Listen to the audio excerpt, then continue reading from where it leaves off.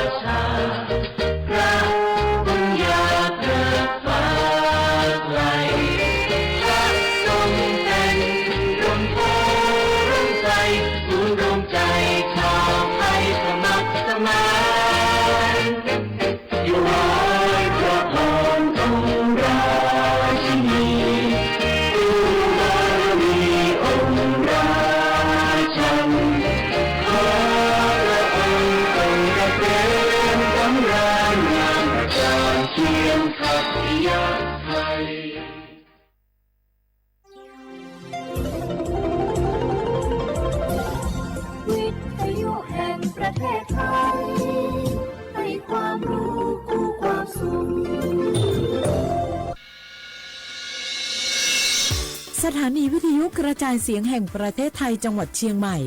AM 1476 กิโลเฮิรตซ์ สถานีวิทยุภาคภาษาชาติพันธุ์แห่งเดียวในประเทศไทยที่มีความทันสมัยเชื่อถือได้สร้างอัตลักษณ์กลุ่มชาติพันธุ์สู่สากล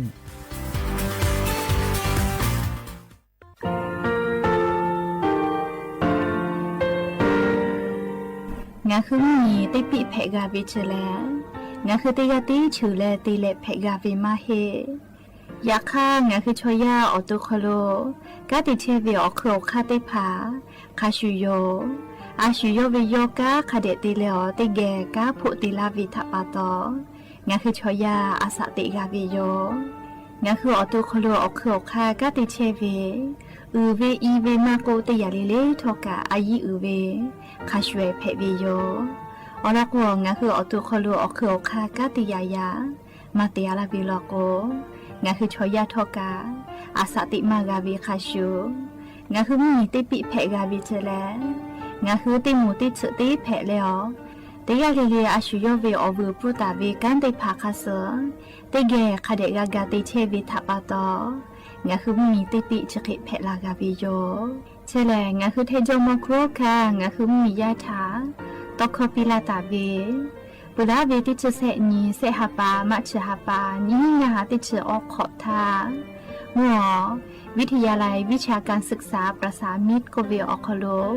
จากเกรทาเทจมคุโฮกางาคือมียาถาปิยาลาตาวิตอกคติพายโย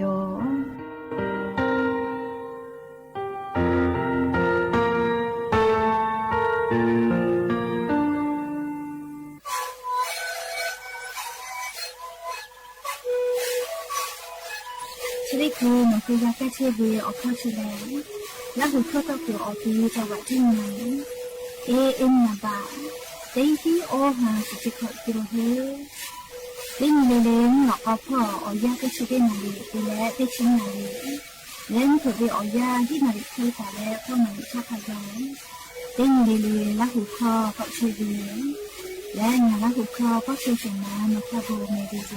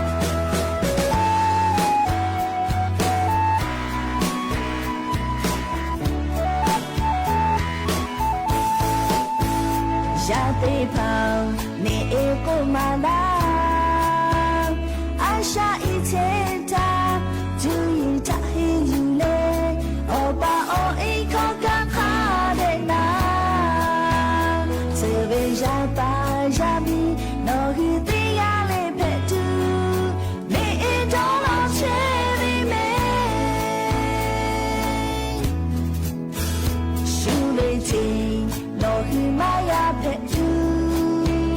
多卡做做嘞注意口木家嘞大嘞哦呼的呀陪大住你落去扎莫个哦就口都有车嘞你哈的下陪比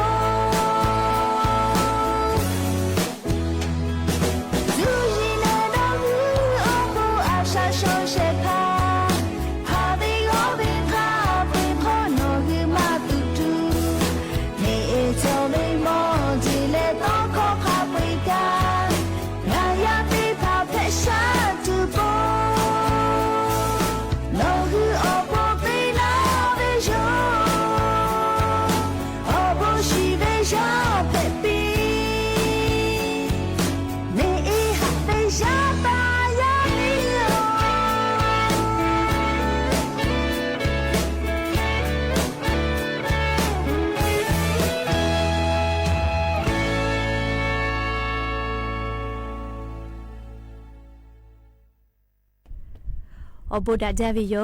อย่าเพื่อหาติปอทอกาดาจาวิโอยาชติยาอคโลลิงาคือรายการอบูดาจาก็วิโอคโลติปอกกามีลาแล้วชป้าอุปโลเชตาวิโอวิโอเนียราหุยาติพัทธติแกอคอกะกอกะดะเกเชวิทัปปะตออรอปืติกาลิลิทาตาอุยอยาวิโอคโลละเซจาและรายการอบูดาจาอคโลหะอยู่ลาวิโยแม่ฮาวิโอวิโอนี่ราหุยาติกาลิเลเชซาเชอลีนะติกาลิลิกายานิเวอยาคโลข้าพ่อเชพ่อโลกานิเปอวิทยาธาให้ปามีเกพ่อเวมุกะมุฮอกอมาออซาติแลลิมุฮอมุยีมุกาลาวิทัปปะตอ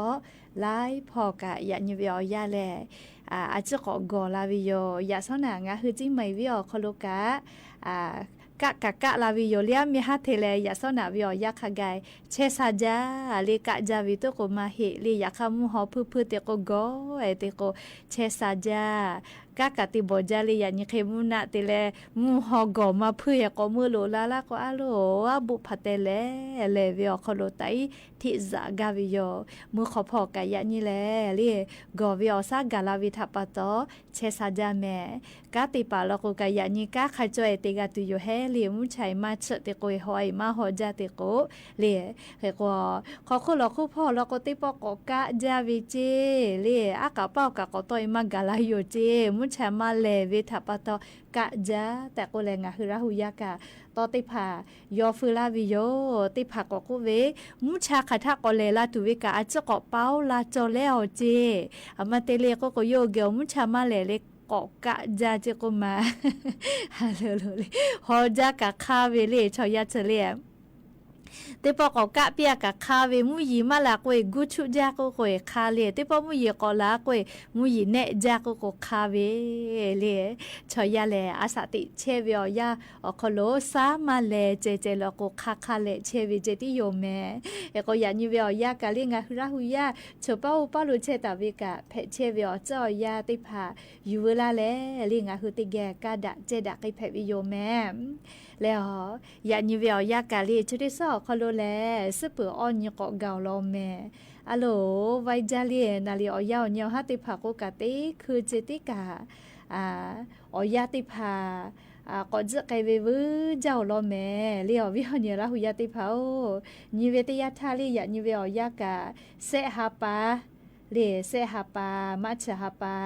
อคโลยานิกะนิชนียานิแลฟาอันเพวิโยแล้วจะขอโทษกานี่ฮีนิชงาขอเล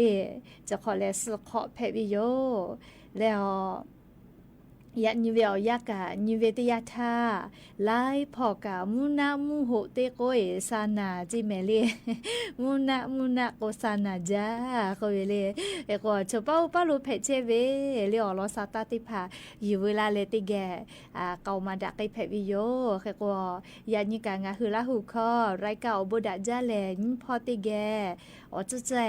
ตอไกเชวิโยแม่อลอติพอลโกงาฮือลาหูยาชุยทากะ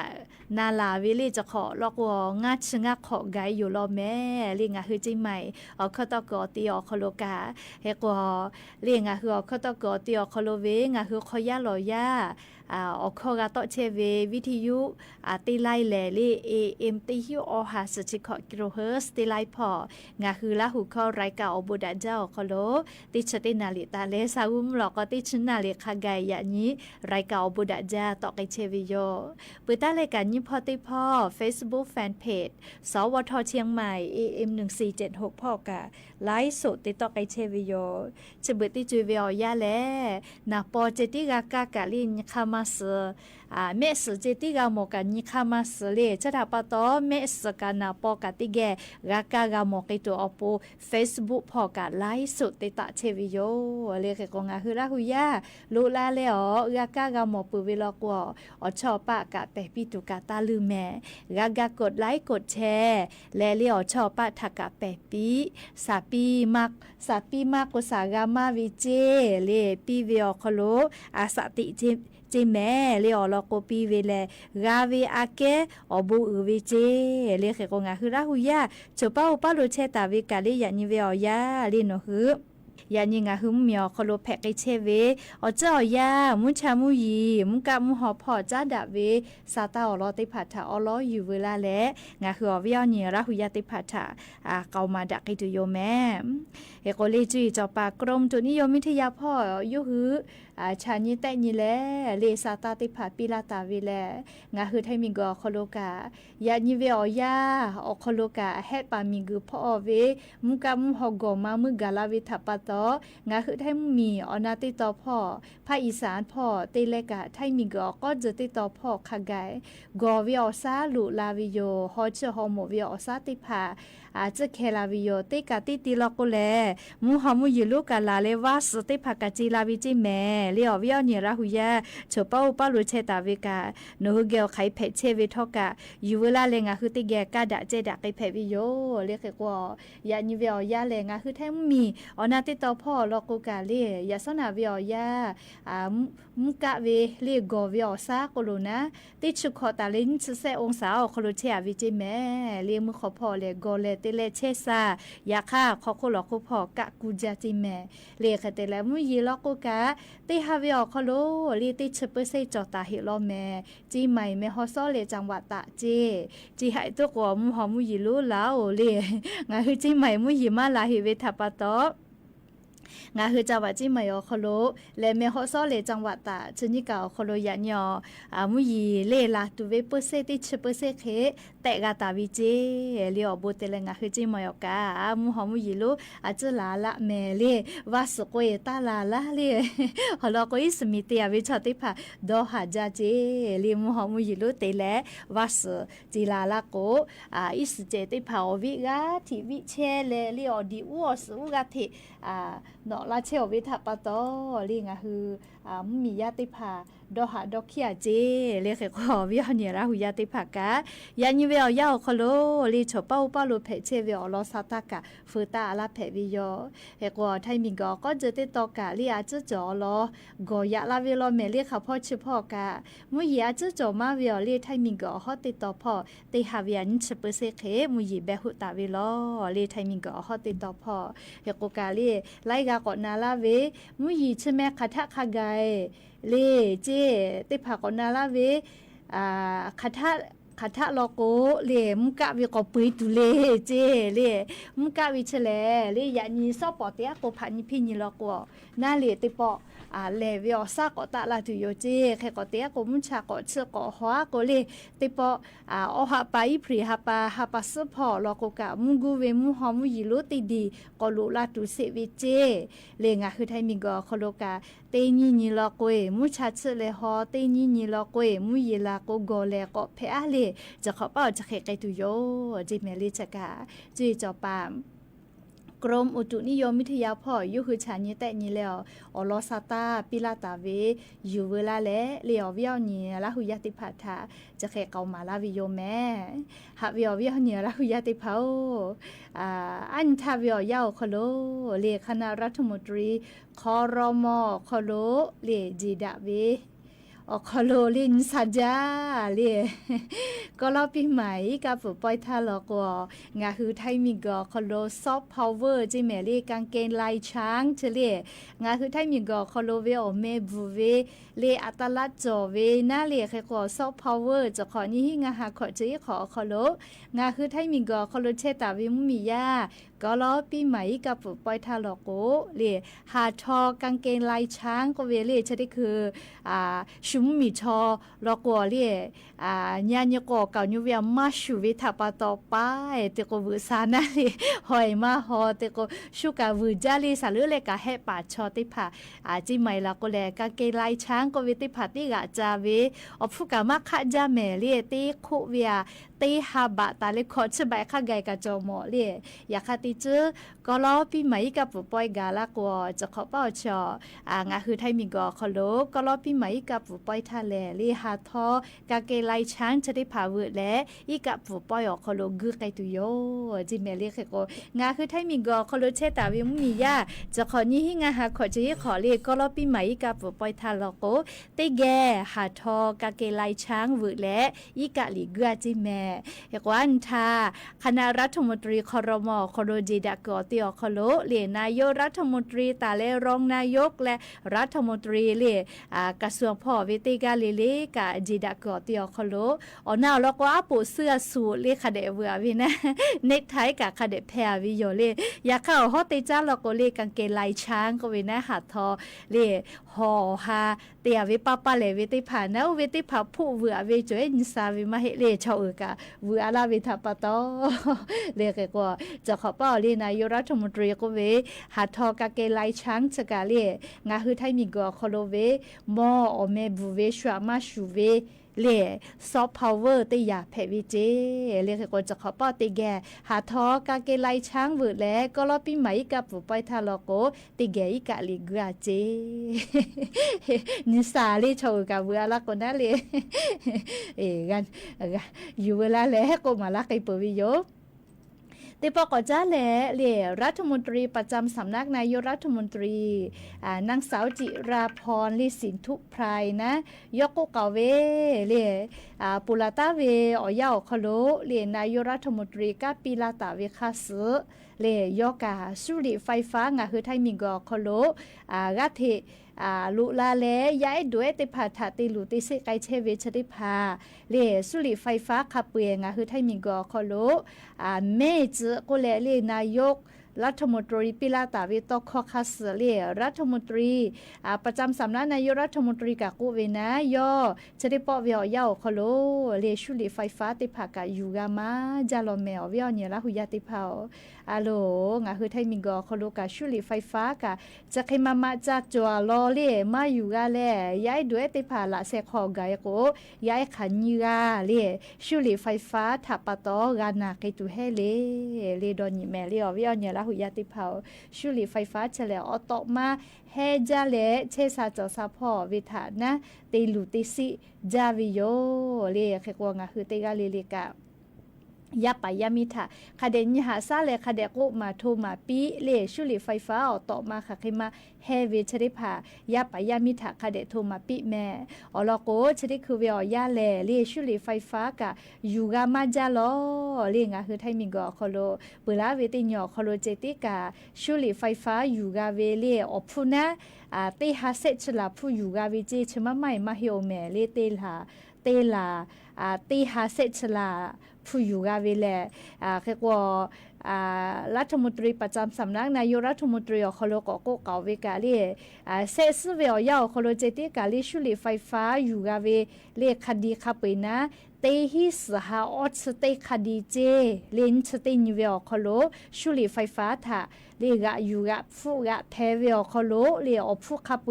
ปอดาเวลก็นี่หาเซชเตลาฟูเคอยู่กะเปเจเลชุลีไฟฟ้าอยู่กะมาจาโลเมเลอเวลเนี่ยละหุยาติเผาเรียกว่างาคือไทยมิกอคโลกะชุลีไฟฟ้าจะได้ผ่าแม่ไกตัวปูนาลิงคือติแกกากาดาวิโยเฮกอลิฮิจอยยอคโลแลชุลีไฟฟ้าเลไม่กะชุลีติผ่า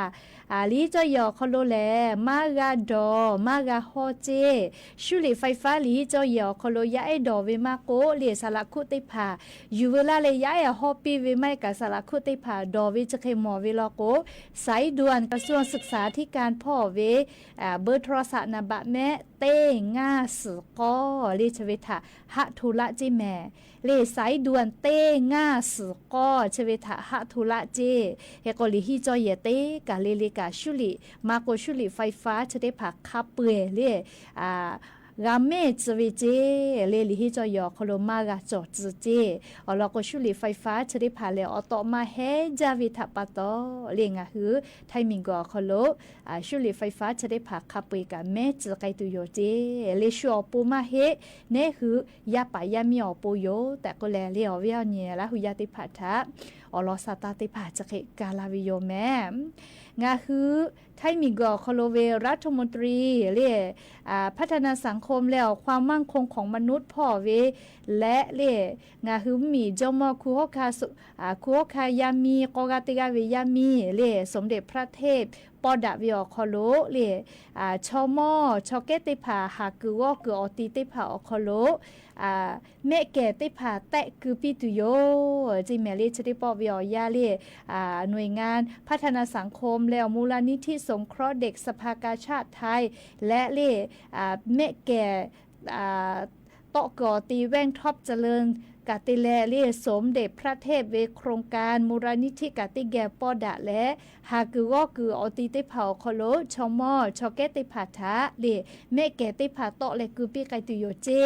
เฮโกปุลาตาเวติญญอคโลกาเรียพอมอติผาขับเปยปอดะเลจาวาจิให้อำเภอแม่จันเรียจาวาจิให้ออกคโลจะได้คือตักติไกเชียวเจเรียโครงการชเวแลแว่นตาผู้สูงวัยในสมเด็จพระเทพจีแม่ลิชกาสมเด็จพระเทพย่องาคือชมอชอเกติผาแม่มาหมอเวเลแม่คาเดกาหมอเลแม่เจกาตัวปูนะเลแม่แก่ติผาหากคือว่าคือโลชมจอเกติผาทะแต่คือปีเวโครงการอคโลเตเลกาตาวิอบูติผากาสมเด็จพระเทพถาตาปีไกตุโยเจเขกว่าฮาปาซเตนีเตฮาปาจานาวริฮาปานีหิงาฮาขอจิขอตาและเซชเตนีเตชนีฮาปานีหิงาฮาสชนีขอขกายโครงการจอคโลเตไกตุโยเจเฮกเลียงาฮือไทมิกอคโลเลียอาสาออชงะขอโคเวแม่สแม่จะพ่อปาฮาจอเวได้ผ่าถาเรียแม่แก่ได้ผ่าแตะเลยคือปีตุโยเจออกฟุกะมาคือจีแม่เรียกแค่กว่าปืนลาเวนัวจีให้พ่อกะโอฮากาเรียกเขาก็หลอกคุชอแม่เกกาคือจอวินาลีแม่สมาดะเลยแม่เกกาคือจอวิได้ผ่าถาแตะปีเลยคือปีไกปืเจเรียชกางาคือเมียวคโลเรียหายาโกยาหาคือว่ากอติติเผาคโลแม่สแม่จะพ่อปาฮาจอเวอติติผ่าถาเรียกาปีไกตาเวอลอติผ่าแผวิโยเรียชกาอยู่เวลาแล้วอวิอนีละหุยาติผ่าถาอลอซาตาติผ่าจะเกชลากาลาวิโยแม่และอย่าปึฮาติปอทกาชิลากาลาตุเวอลอซาตาติผาจะเคมัยจะได้โยแม่ลุลาเลกากาพนาเลอโอกาปิลาเชเวติกาเลเลกาอบูจาแม่ติกาเลเลซแม่กาแม่เชซาจอซาฮาเลดอซาปีอบูจา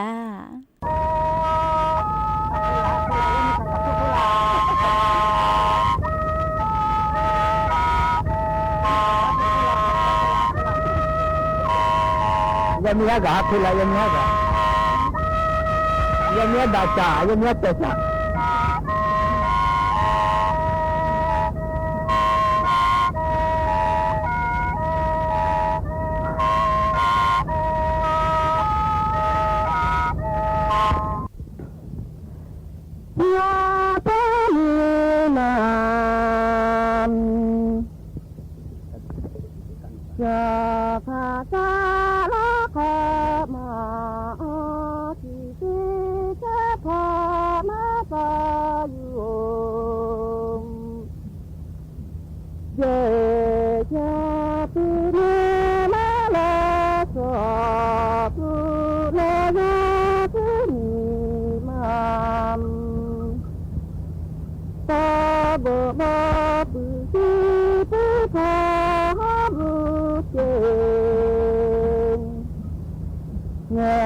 มาเจอ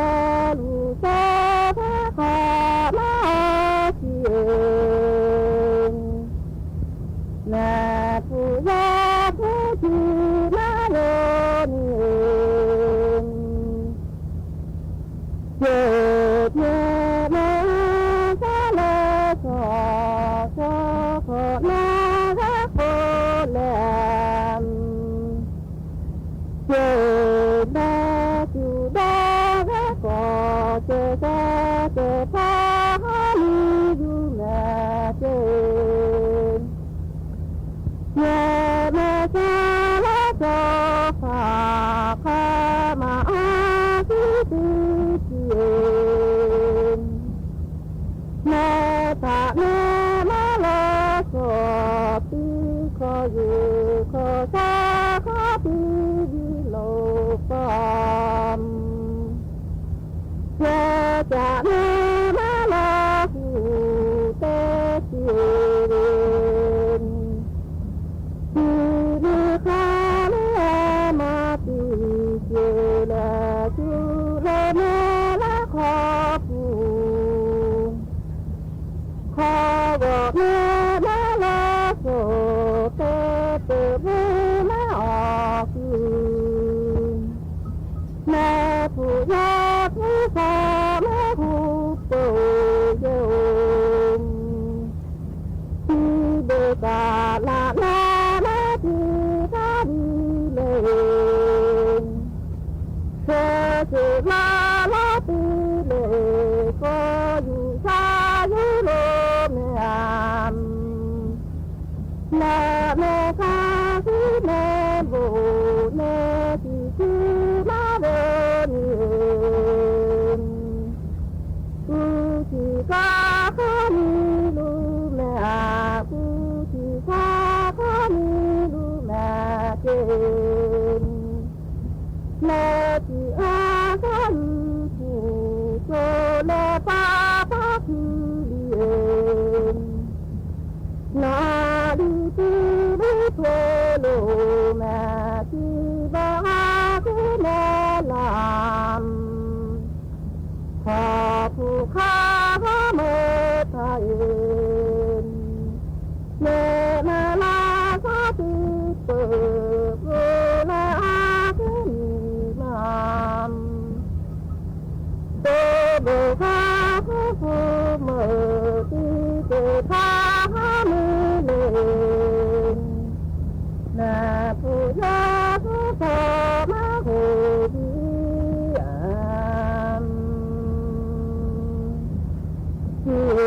ที่เบกาลาลาลาเซนเซกราตีชาเลนินเซปีชาปีปาเจนโจเจนาโจเจโจเจนาที่จูเจนเลดีเดรักอยู่โคเมื่ออูอาโคอยู่ในอามโคที่มาบ้าแม่ที่ว่าข้าว่าเดียวเจนที่มาข้ามาเดินเธอที่ข้ามามีเล่นเมื่อหลอกเธอข้าตาที่แม่เจเมื่อหลอกแม่ข้าตาที่แม่เจที่ว่าข้าว่าเธอนี่แม่ตาแม่ที่เจเจและออกที่แม่ที่โคมาอยากข้าว่าเธอโป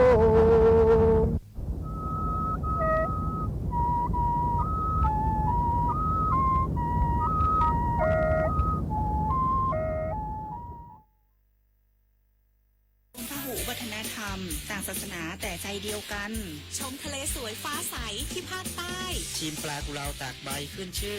ราชาแห่งปลาเค็มภาคใต้แหล่งผลิตวัตถุดิบอาหารสำคัญของโลกลิ้มรสผลไม้แสนอร่อย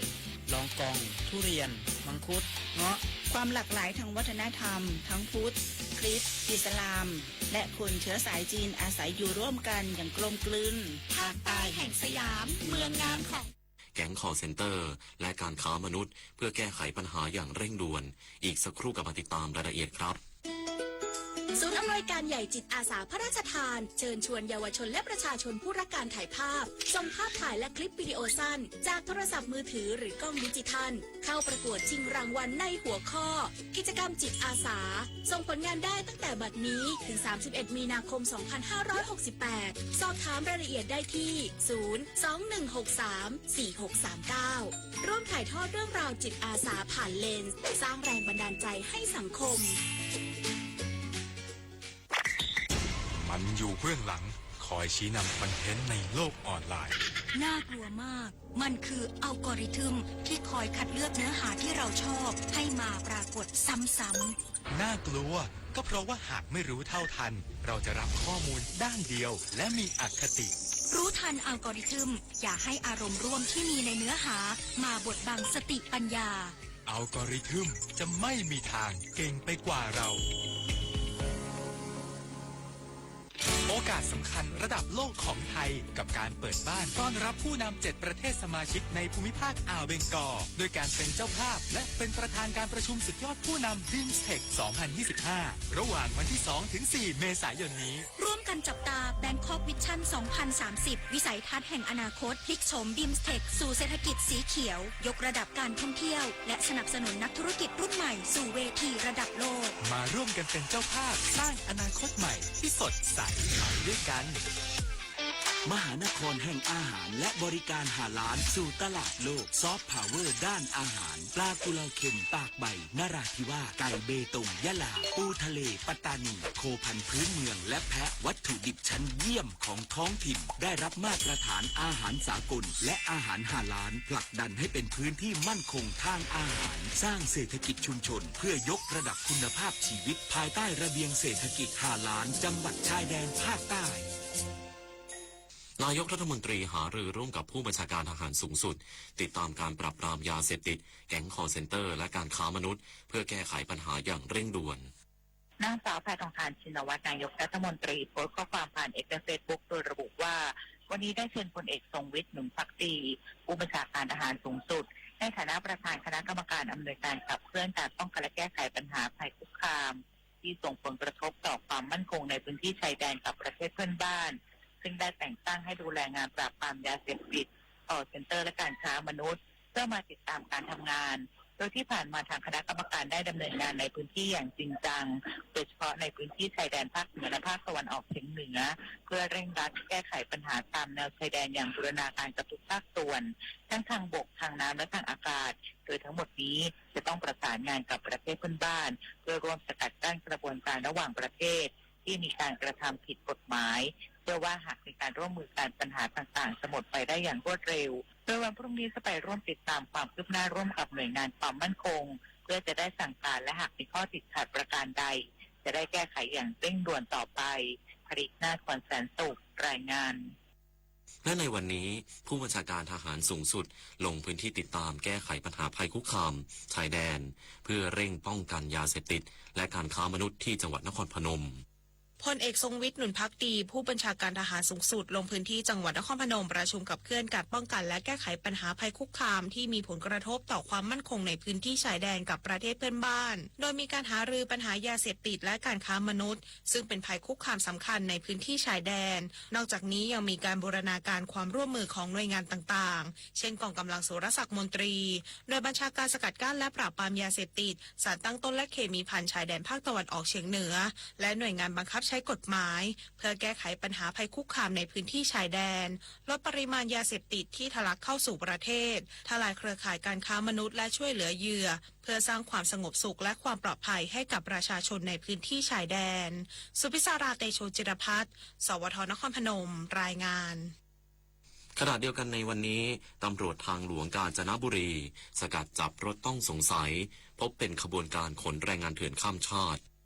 พันตำรวจตีโจเสาประโคนสารวัตรตำรวจทางหลวง 6 ได้สั่งการให้เจ้าหน้าที่ตำรวจทางหลวงออกตรวจบนถนนสาย 3268 หมู่ที่ 4 ตำบลบ้านเก่าอำเภอเมืองจังหวัดกาญจนบุรีซึ่งขณะออกตรวจพบรถกระบะต้องสงสัยขับรถมาด้วยความเร็วจึงได้ให้หยุดเพื่อตรวจสอบจากการตรวจค้นพบผู้โดยสาร 6 รายซึ่งเป็นชาวเมียนมาทั้งหมดโดยไม่มีเอกสารแสดงตนอย่างถูกต้องจึงควบคุมตัวทั้งหมดไปสอบสวนที่สถานีตำรวจภูธรเมืองกาญจนบุรีสอบปากคำผู้ต้องหาทราบว่าคนขับรถรับจ้างขนแรงงานต่างด้าวเข้าประเทศไทยเพื่อไปทำงานในพื้นที่จังหวัดสมุทรสาครโดยได้รับค่าจ้างหัวละ 5,000 บาทและทำมาแล้วไม่น้อยกว่า 10 ครั้งขณะที่แรงงานเมียนมาส่วนใหญ่เดินทางเข้าประเทศไทยผ่านเส้นทางธรรมชาติบริเวณด่านเจดีย์3 องค์โดยจ่ายค่าในหน้าตั้งแต่ 21,000 บาทถึง 28,000 บาททั้งนี้เจ้าหน้าที่ตำรวจได้แจ้งข้อหากับคนขับรถในข้อหาช่วยเหลือซ่อนเร้นหรือช่วยเหลือให้บุคคลต่างด้าวหลบหนีเข้าเมืองโดยผิดกฎหมายพ้นจากการจับกุมส่วนผู้ต้องหาชาวเมียนมาทั้ง 6 รายถูกแจ้งข้อหาเป็นบุคคลต่างด้าวที่หลบหนีเข้าเมืองโดยไม่ได้รับอนุญาตทั้งนี้ได้นำผู้ต้องหาทั้งหมดส่งพนักงานสอบสวนสถานีตำรวจภูธรเมืองกาญจนบุรีเพื่อดำเนินคดีตามกฎหมายวุฒิชัยบุญเฉยทีมข่าวสวทกาญจนบุรีรายงานจบข่าวอานนท์นันตะสุคนอ่านรับฟังข่าวครั้งต่อไปเวลา 22:00 น.ติดตามข่าวที่นำเสนอไปแล้วได้ที่ www.thainews.prd.go.th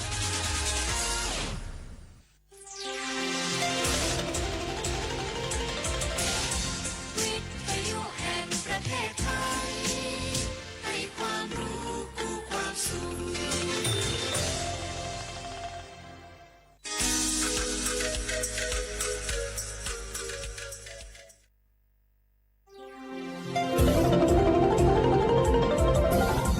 วิทยุแห่งประเทศไทยให้ความรู้คู่ความสุข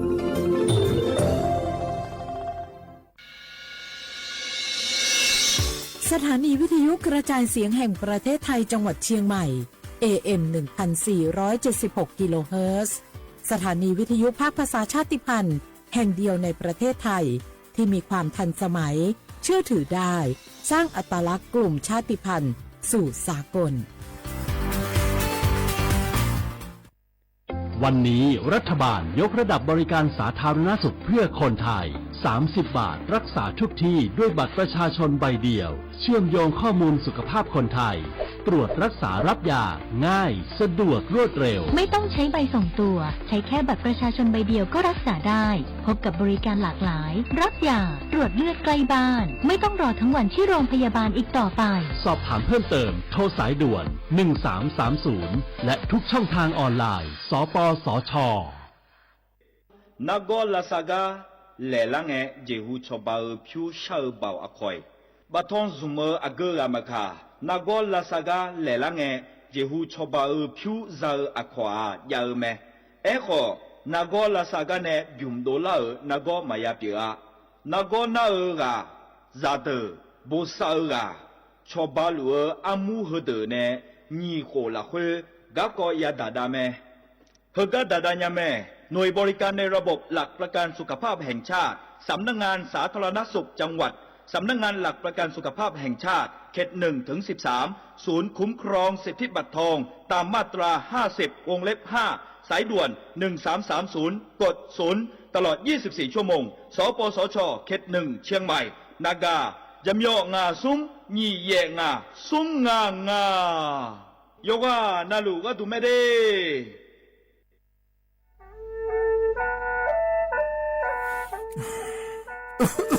Alulu Jose hala PM 2.5 gam pa wala famia umwati poi mamunga sa ga mo do chune pe la famia ngome ho ko ga du na yo ko na lu ko lo ya sa me ya mu jo sa do pho ko de le do de ga papa phyon ko de le ho tho yo an papa phyon ko ni de le tho lo mai adima ga ko ho ko adulwa de na phanga PM 2.5 ga ko na yo hu ga ko yo ga na lu de le ga ko tho mi ne a ju wa ne bi mu da la nya งาและโยกานาลูยาฮอลืดากะกองายืเนี่ยจังไงดอเจถ้าคือลอยยืเหนียวโยฮันเนสลาดาคาเฮวอยูผู้ลาโลอะดัวบอผู้ลาโลเฮจีเฮเจ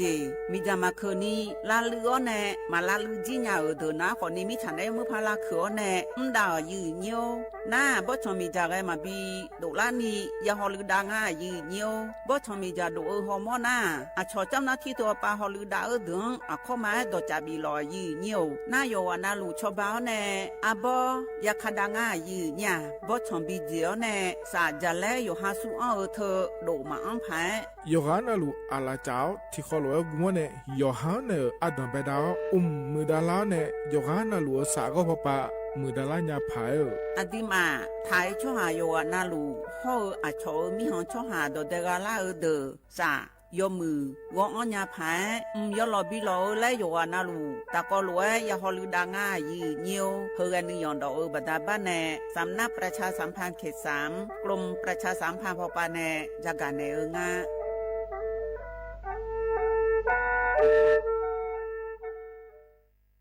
จังหวัดเชียงใหม่พอปาแนยาลาได้ช่อหาโยอานาลูตะกอลอกมอแนบ่ชอมีจาทาเคเดโยฮันเนจังไงดอเจบิเจทักคือเดสลองอาดาเมื่อพอปานเนมีจาทักคือเด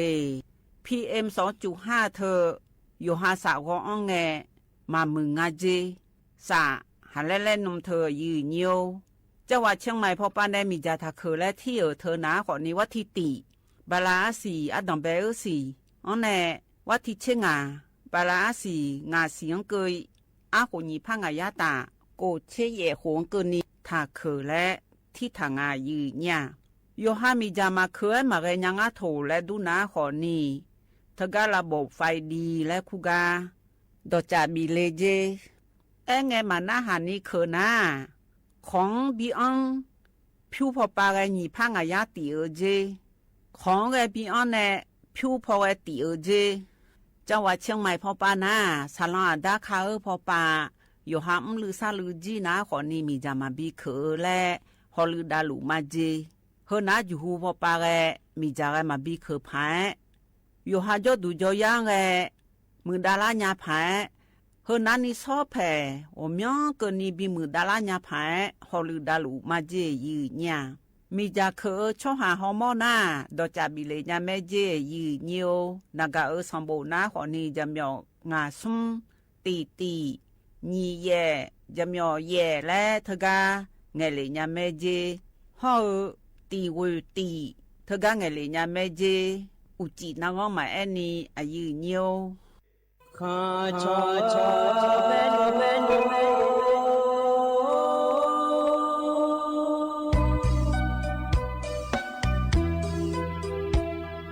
ญาณีจอกุเลงดอวทุยอาคาเบ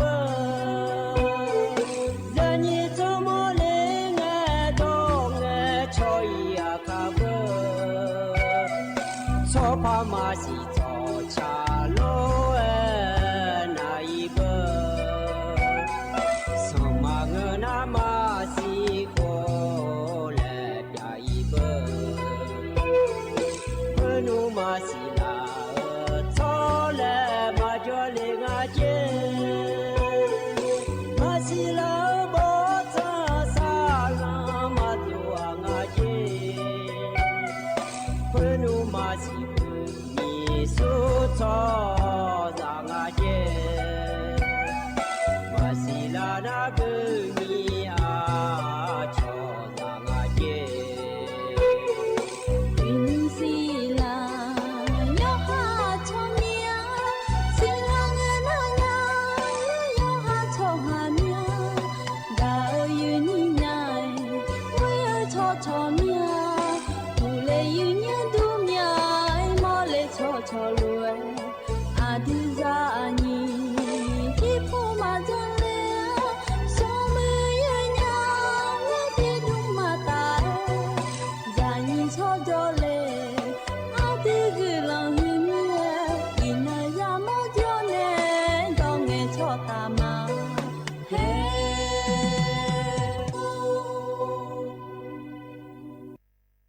อุดุธรรมายีเนียวนิมจีแกยีนี่ในพยาทนจุลาแม่ยีเนี่ยยมินาลุทนจุลาโลเออายามนาลิทิลากาดูนาลีเวลาเนเชลังกันเนียวทนจุลาเนก็กอที่เจจื้อพยาจากาในละแม่ยีเนี่ยนิมจียีนี่ในทนจุลาอเดียเขาอันนองหน้าโฮที่นองกลางาอีนาบาลาสีนาขอนี้คุมสื่อและคู่สีอาโหนาขอนี้แช่ที่โฮมิชเมออันนอนาขอนีวันพาฤหังอันนองเกลางายีเนี่ยว่าทีนีเชงอันนองบาลาสีสุ่มเสียงสิเลกาโหนีพังอายาตาโกเชเย่โหอายามที่นอสาที่น้อยบาลาจีอีกอยู่ดื้อมาควายีเนี่ยบาลาสีสุ่มเสียงว่าทีนีเชงอันนองเกลาสมัยหรอเธอยีนี่เดือขยาไว้ยศดูดูโจดูหล่อยีเนียวนาลิทิลาดูตะโกโลโจดามาหล่อยีเนี่ยหรอ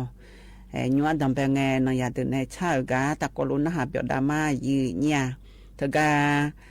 thờ anh nhí abu này cha lo mướn dối này nó tàu cha gà nhà lẹ cha hư tì ta có luôn nó hạp biểu đam ma gì nhiều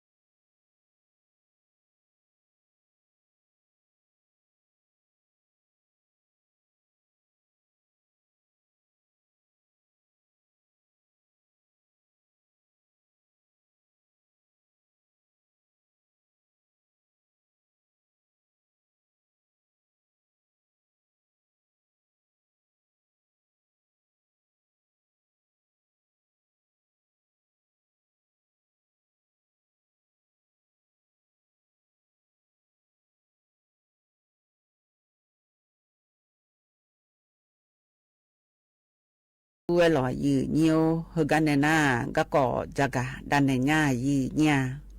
เฮก็ดูนาลอยยืเนียวเชจีจาโดพอช่างเทดานาก่อนนี้ลออยู่หาจังดานาก่อนนี้อยู่หาหมอดูอยู่ดื้อมาเดลาจีมามือจีและจักเนง่ายยืเนี่ยอดอมเบลตีนาก่อนนี้เธอโยเชอาเจจะเจอทีเจเยเดยืเนียวเดโยเชอาเจจะเจอทีเจ你这类那个拿好呢，要出茶几茶出，要面家就头了一牛，要行么多一上呢要出垃圾，要出拿好呢那个要面了一牛，从这类那个拿好呢，要行我女种的好มือ啊，穿的种个家有好มือ了一牛，他讲到科技那巴普拉罗，啊都吹普拉罗来เธอขัดสอบผู้หลาใจไงน้ำส้มใสชูผู้หลาโลแล้วยมยาดองไม่รอยีอยู่เธออีสนี้ดอมยาเธอแกอยู่หามดวงอีสนี้เดลังอาเจยีเนี่ยเจเล่แล้วเงินนะขอนี่อยู่หายอดแทญาเล่และอาชนในจังถ่าจ่าโดเธอข้อหลายยอจ่าเธอรอยีอยู่ขนมผู้หลาขนมปังผู้หลาหังเงยจีตัวยอจ่างานในยีนี่ถึงก็ชนใน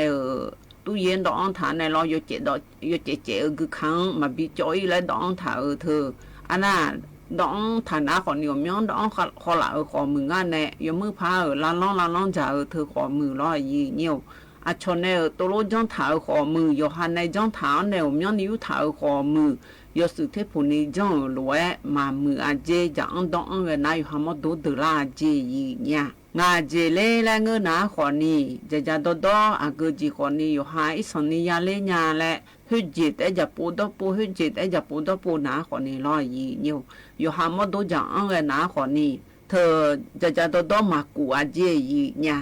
น่าลันนุลาเจก็อยู่หามดวงลันนุลาเจน่าสิคังปูหลังชออีในอยู่หามดวงอยู่เด็ดดาวเฮสหันดังอาลอจะดอเธอ我车我女嘛古阿姐，来多罗我台头面呢有哈么多呵罗嘛家古阿姐，来多罗我古姐嘞来我拿好呢，我车我女嘛家阿西阿路嘛家得姐，其得那不看弄不拉得家，实际不拉得家没老伊牛阿西阿路不拉嘛家，我把我女多嘛家特维他命来库特嘛阿姐伊呢，啊就有哈么多罗姐嘛阿姐。แล้วตัวงาแต่เธอไม่ได้จะอันต้องเอขอกันต้องมาช่วยเจยีเนี่ยอยู่ห่างกันยี่อีเจกันเนี่ยกันยี่มาอีเจมีเนี่ยมดละเฮ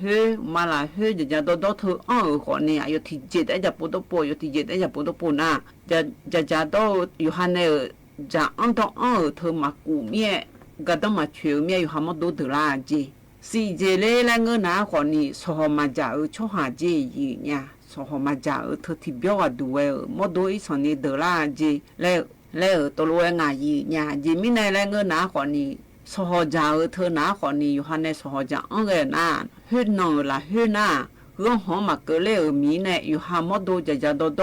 บิจาอังและหลวเนี่ยกาอยู่หามยองมีกาอยู่มือหลวจี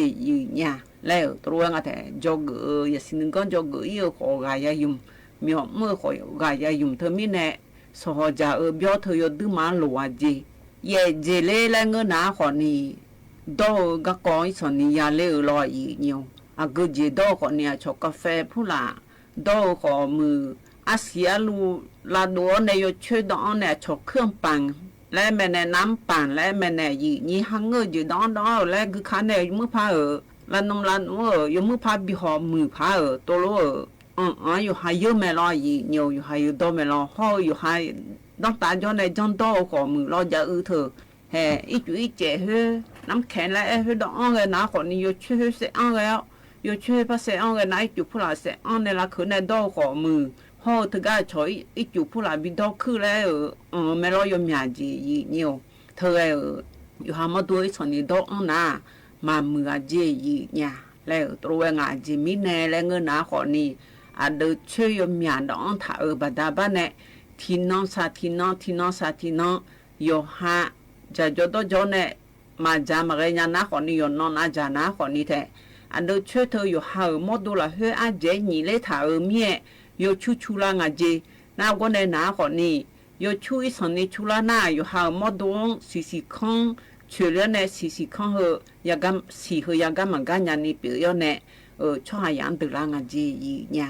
เวเจเล่แรงเงินหนาขอนี่เธอชอบแอลกอฮอล์และงาแถยิบบาขอมือเบียขอมือร้อยnhiềuเธออยู่หามอดวงเลยนะอยู่หามอดวงอีสันนิเดลาจีเนี่ยอยู่หามอดวงcứ khá hơi ở trên nào mà mừng ní biểu ý mày gì lẽ tôi nói ngã thế thơ mi này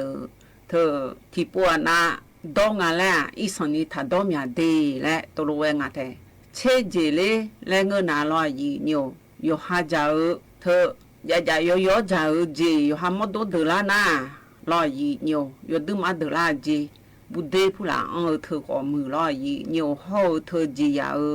sắp bịa yo dùng phụ là giờ thơ mang ăn dễ lo gì nhiều thơ ga ai sa ji phụ là quả thơ sa ji ấy na quả ni à bữa mà có ăn nhang ăn này gì na yo hà la ya na yo chưa có là chưa bà đa ba nè yo ha yo chưa là chưa hơ à bữa mà xin nhang ăn gì na yo ya mà la ya ni ya na à bữa mà hơ yo ha mà duong ăn liền này thế à bữa mà bà đa ba nè quả ni yo hăng nhiều la nhà lo gì nhiều nó có việc là nhà lo gì nhiều bút đếของlà nhà lo gì nhiều thưa chết gì ở đủ thưa mi nè cho ai à thì nó sát thì nó yêu để ở gì giá cả đâu cả yêu ham mất đuông thưa ở cầm lăng cái các co khó mừ lo mất đồ của chú bị đồ lấy các co lo họ thưa là nạp phụ là nạp đó khó mừ lo gì nhiều yêu đứa má lúa gì nha yêu ham mất đồ yêu mừ cho xa đua nè yêu cho nó có mà bị nhỏ lan nị do đạp hại lẽ hơi coi đuôi cho thưa bà xin nhà ở từ nè bộ đồ là ở dưới nè jaga nè mà gì nhà các con jaga cái anh ha cái lẽ cái này na anh như xí là nè cha ở cả ta có lúa phan ha biểu đam mà gì nhiều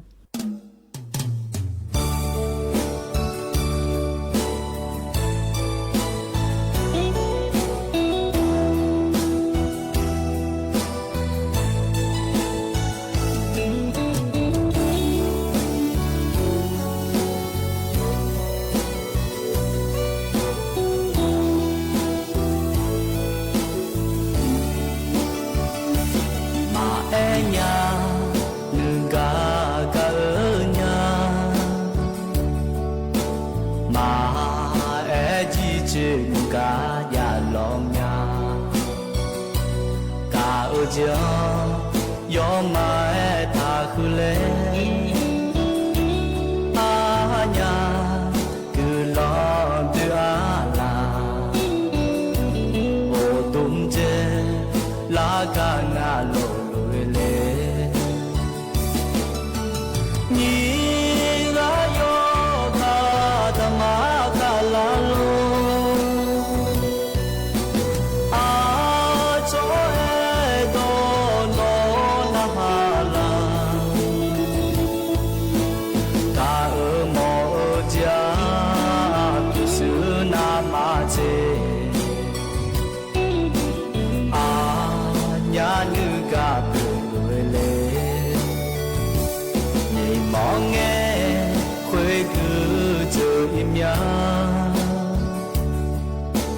la je ma mie la yu ma cha ni e kho ni ma nghe le nya no a nya kho nai ka kho ka cha a nya wo la mya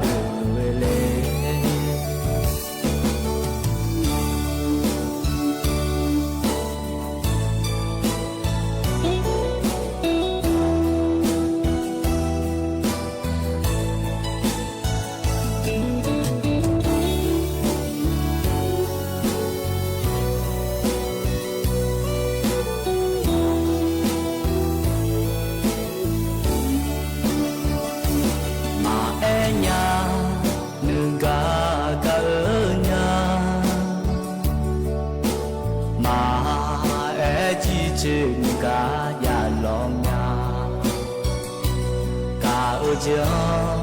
要买他回来，阿娘个浪的阿拉，我东街拉个阿罗回来，你个要个他妈个拉罗。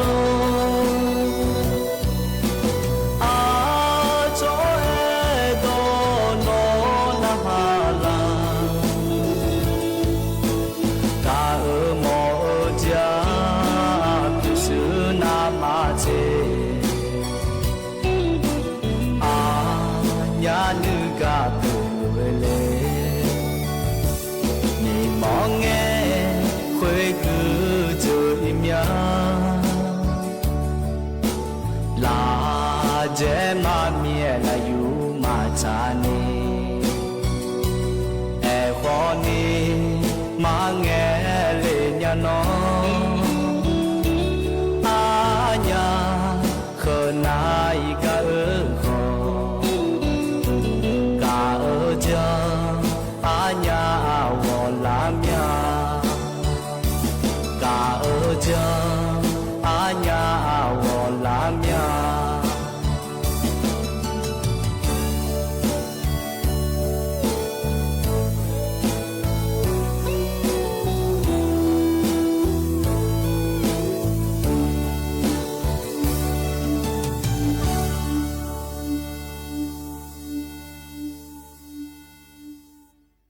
anh như là này cha rồi nhà nó biểu đu là gì nhiều cái này nó có phát ra cái đàn này nha gì nha họ có đu nó là gì nhiều ya để lên na ngà khổ là hư anh chú họ lưu đào là chắc cả nếu các con ngà gì nha cho xin nhớ từ này bộ đồ là ở dưới này chắc cả này ở hơn nó là gì nhiều ya để lên na họ ni thực cái ya hư lao thời dưới thứ mà khoa gì nha để lên na ngà khổ cơ ni leo trôi ngà nào con này na họ ni ama ho anh ta lo yang họ lưu đào thử ya nương mà bà nương mà sát đòn này ở các con lô lại dưới thứ mà lúa gì ya mất đồ thử có lá hư lá ở lúa lo gì nhiều ya ít ngoài thử ít hơn ni mình đã lá ở cho gì để lên na ngà khổ cơ ni leo trôi ngà thử ama đã được na mẹ thì pani na còn ni ya bị hư la mất đồ bị hư la aju anh này yo bị lừa aju anh này bị gô la ở tại lại dễ gì mẹ thì pani na lại ở trôi ngà anh thơ ya ở in nấm đọt tòn yan nhiều cửa gì nha ya nương hư hư cái gì còn ni ya xin nhà các con thơ na còn ni hư đã la na ya tôi lo dùng đã ở thơ ya dùng đã ở mẹ lo gì nhiều thơ mình nè yang họ lưu đã ở lại ở thơ na còn ni ya mất đồ ăn bị mưa lo yo bị go lo thơ té mà lo aje yang yo cái trong thế đào thơ na còn ni thơ ya mu jo sa do pa la yo bu yo so pa la do nghe yo mu nghe la lem se lo yi nhiều thôi yo mya ji ya hư là hơi ya ne ya jo tha yo mya ji yo mu ga ko te mẹ nè na nga je ya yo mu ga ko te chon the da me ji nya thế mi nè yo ha ya bi yo mu pa bi yo lo ho thơ hư la na yo bi pi da thơ na ko ni yo ha ne chu ga ya ji do du jadu yo mu yo bu yo so ya amada chu thơ dong nghe yo mu lo a ge jem a yo chu na to pi da me ji nya ya tha ma nghe nya nga le yo je na lu si nya me ji yo no na lu tha ga yo ha ho lu da thơ le to ro nga the thơ mi ne ya yue ya nghe jo a yo jo ne yo mu bi mu pha nga le yo mu ga ko te jo na nga je yo du ma mu me ji nya ya mo du hu la pa te man yo ke ni ya ge ji bi si nya ne bị do người đa phẳng á, do mưa các co mà mưa các con nào mà bị do đá mà bị mà nghe gà mà ép gà mà bị mau lô lên sẽ lo gì nhiều nhà thà, do người đá cái do tứ mà khoa gì nha, thế mi nè thờ, do hai con cho này họ lừa đá nào mà chế à cho mỏ bà lo hu yang lo gì nhiều thì nó sao thì nó ya, do biểu nga lệ. Yo gong các co khó mù hư lao yo lừa các co khó mù yo dễ nào lù sờ phú lá này miền nước phú lá này yo dễ nào lù yo mới phá của hong gì nha thờ và ta ban này mỏ này à cho hạ lúa ยาอีงายีเนี่ยหมอจุกาเวลอยีเนี่ยนาก็ในนาก่อนนี่จะดูพอพระเอลินาลอยีเนี่ยยาเธอเดเลนาหงาหกนี่นาก่อนนี่มอดูขอคือลายคอก็ในนาก่อนนี่เธออุดูอินนมยมือบีมือลาและเจ้าไอยามาเจทั้งไอจอดูนาแล้วที่น้องสาที่น้องยดูมาอินนมเธอมือดาลาเจแล้วตัวเวงาแต่เธอมีเนอเธอ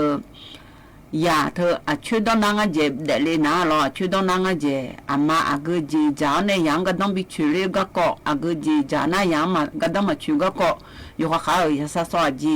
ยาเธอมีในยาเดเลนายาช่วยเขาต้องหือลอยนิวยาเธออามาก็ลออามาก็จะต้องยมือพา我说你个当处理个国家呢，他我新普拉个หมอเนี่ยฮะไอ้ถารู้บิจอยเลยลอยนิวฮะตัวฉันแทนดาจีเนี่ยแล้วตัวงานน่าก็เนี่ยนะคนนี้อยู่ฮะตรงนี้โชว์โชว์เฮ้ยจังเนี่ยยานุ่มมาบิมือเลยลอยนิวก็รู้ว่าก็อยู่กับใครฮอลดังอ่ะเนี่ยยาเดเลน่าอามาชุดเอบิโดที่เจมาบิจากคืนนิวบิโดดาวเธอบลากูซีเจเนี่ยน่ายาบลากูซีเนาะนะคนนี้เธอบลากูซีละเฮ้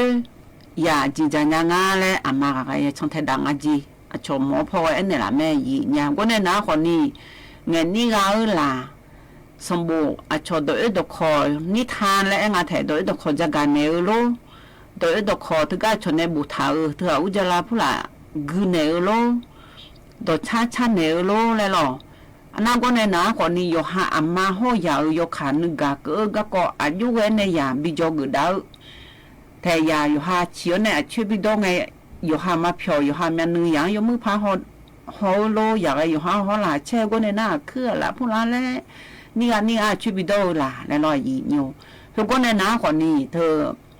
ยายุเปิดอ่างแล้วที่น้องสาที่น้องสมบูรณ์ยาดูนะสมบูรณ์ถ่ายยีเนี่ยให้อินน้องดูนะคนนี้อยู่หาแต่ทุนนึกละยาเมโลมันเลยดูยาละเมโลดูเงี้ยยาละเมโลแล้วอยู่เจนาลูอันน่ะมาบูทญาเดินหน้าเบื่อยันอยู่ทางงานเนี่ยนี่เฮ้ยอย่าอาหูงาหัวเนี่ยเดลเลยนะงาหัวเกินนี่รอยี่นิวยังไงก็ต้องเที่ยวก็ก่อนนะรอยี่นิวเธออาหูที่หัวเนี่ยงาหัวเกินนี่เลยจะโดห้อยยังโดนแม่ก็ก่อยยมยาจีจะกันเนี่ยยาสีเนี่ยไอ้คนนี้เธอเฮตีกันดูนะคนนี้เห็นก็เกินนี่แต่จะกันเนี่ยเธอจะก็เนี่ยนะคนนี้ยมยาก็จะดังง่ายหรอกแต่ไม่แน่เธออยู่หายอยู่จนน่ารู้อย่าฮอดูดาวก็หึมยาตีกันดูนะคนนี้คือกันหน้ามายีเนี่ยคือชอบสิญญาเดินในบุตรละอยู่ในจะกันเนี่ยมายีเนี่ยก็จะกันเนี่ยก็ยันนะหากันเหลียกันในหน้ายีอันนี้บุตรและคู่วันเนี่ยเช่ารอยีเหนียวกันยาหมอนยาและหลักกันเนี่ยเบี้ยเจียวเนี่ยอันนี้ชนเนี่ยไหลและเช่าเธอตีแต่ก็รู้ว่าพันนาหาเบียวดามายีเหนียว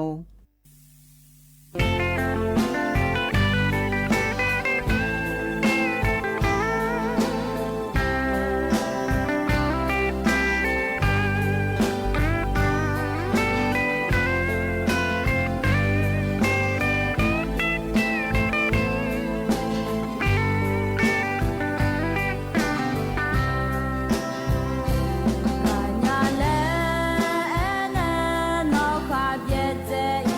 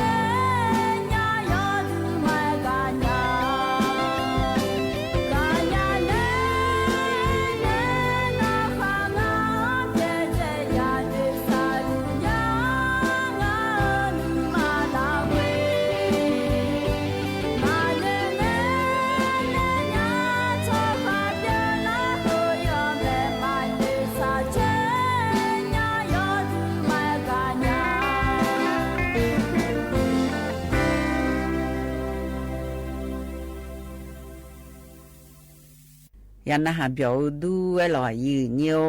เฮกันแน่น่ะชิกูกาและบินหาดาญายืนญายุจีกดัวชิกูกาบินหาเฮนะขอนี่อิญูอดัมเปงไงอดูอายาละเบือกูตะกันไม่จั่วขังจ่ออดูในชาบินหาแน่ยุมอดูในชากันน่ะอันนี้อายุบุออนในชาหรออายุบุออนในชากาและพระบินหาจัดอามายืนเนียว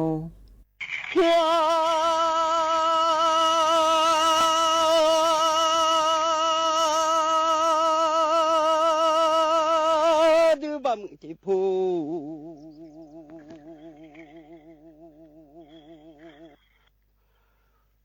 มาต้องกะชะลอเยอะดู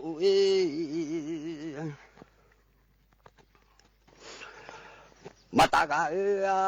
อาดูบัมสอญาพูง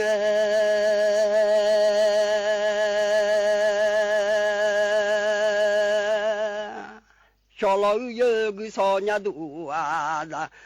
เงลมเด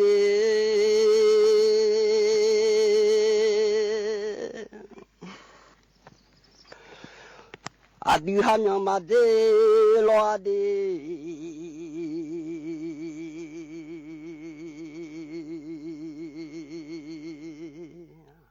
บะมือฮันยามาเดชอมือจีเชฮันยามาพูมาพูดเลยเอามือ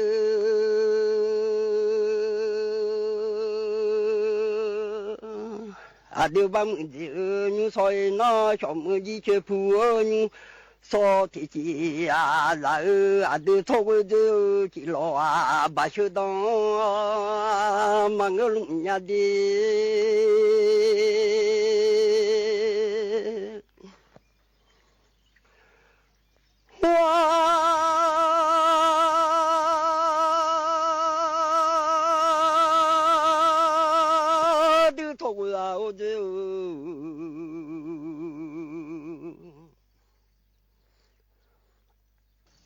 chỉ lo bà sư đó mà người lộ sêu mưa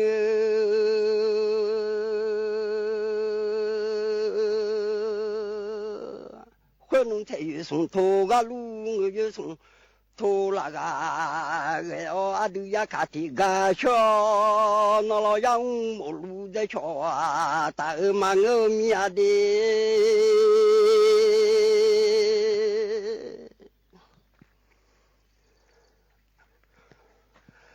à đi thôi à ô đều cho xuống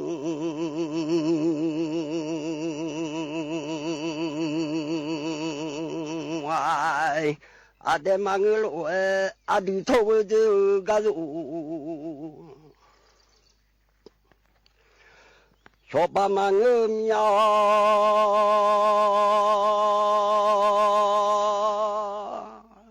phụ lê gà chăn nhị chế ra mô lê gà xa lê lô nhị mẹ à đón dư à mà ngơ lệ nhà đi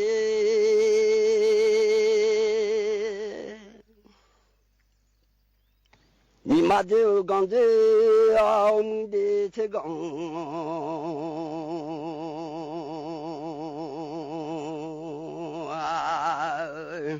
dư gòn dư không mà thế lo đủ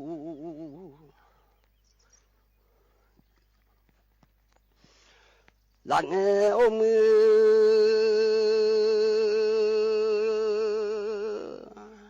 cho cho đưa thì đưa à thì lo thế tự đèn mà mò lo đi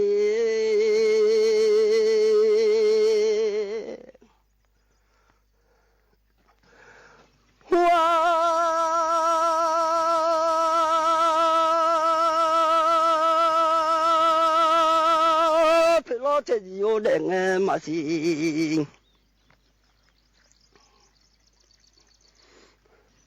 gà đi đèn ya mô ya mưa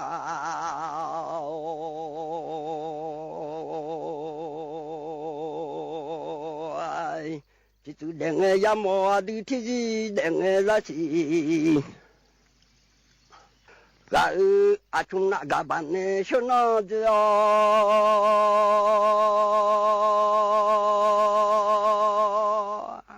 à chúng mò khó bán cho nó 大里个伢喏啊，朝罗马毛命提罗啊，这里个伢的，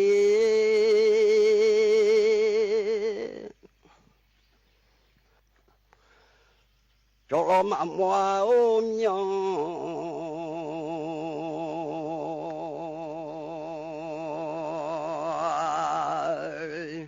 提罗干个喏伊，伢罗个把马毛拉着。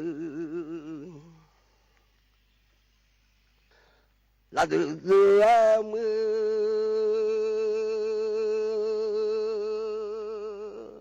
khi lo mà mò tổ già chỉ thôi cho được thì được được bằng gì ở nhồi nó nghe đi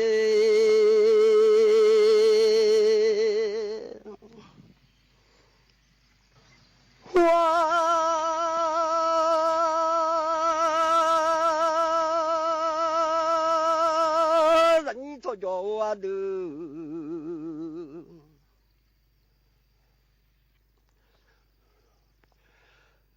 chỉ đưa ra nói nó chỉ chơi lên mà ngã chỉ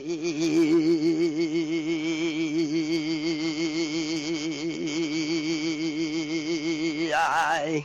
mà chơi liền nói đó thùng mi đó mà nghe ai mà nghe liền cho để cái rồi mi ya không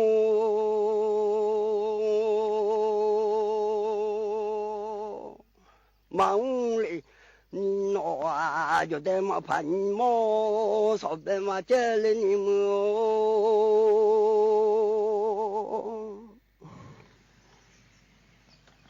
cho mà vô quê ô cái này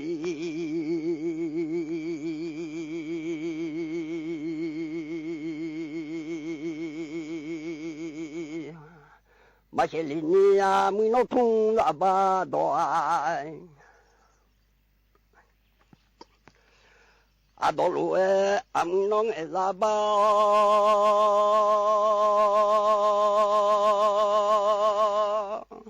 à lúa lúa nó yang cho xuống thịt để con nghe mưa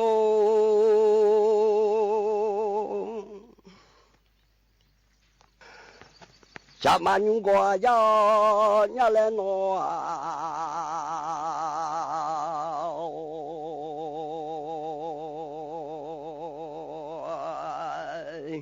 mi là nhung qua gió nhà lên mi chỉ đôi lơ nhung qua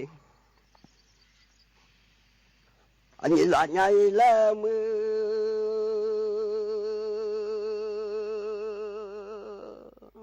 à mưa nó thung là ba đồ mi là go mi cho lung thung lại là đi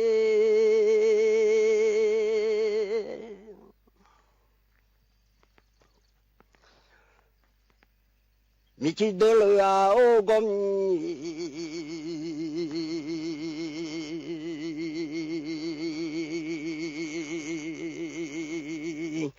cho dùng lại là nó mà gì khác chứ ông đi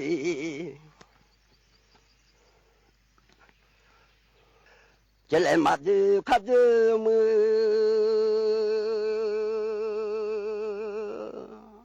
bố lô ngơ ba mà ta khát ta ông lê tè lên nhà đi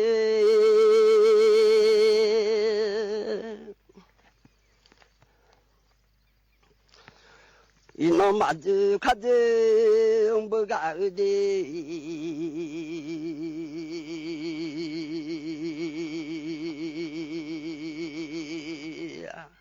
chỉ lại mà chứ khác chứ bố lô ngơ ba mà ta khát ta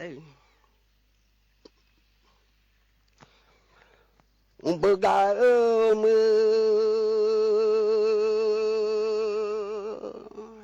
mà chiếu phiêu mà nhà u che ngã mà xí ra du yo dê ra đi đi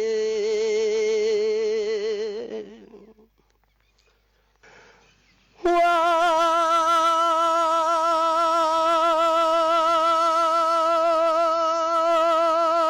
mà nhà khen yo dê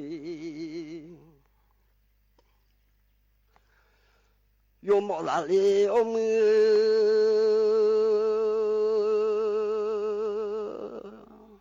no mu o kaji masi la do yo de ngale de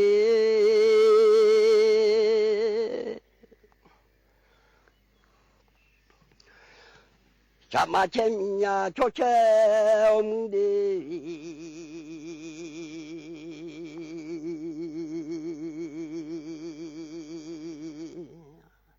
mi la chen min choche mi lo amu bio mi cho bio ai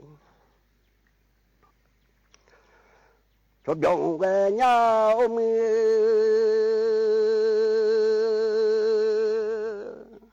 chama mi la chen min choche mang na de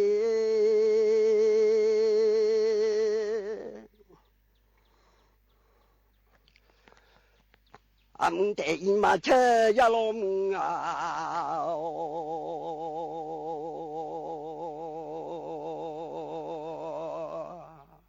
lo ga te ma che mi lo am bio mi cho bio ai mong lo na mơ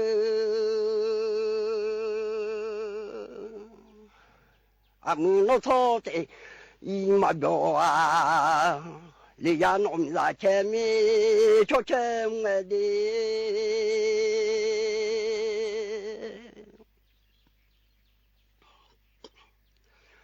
ma chi khai ya o che le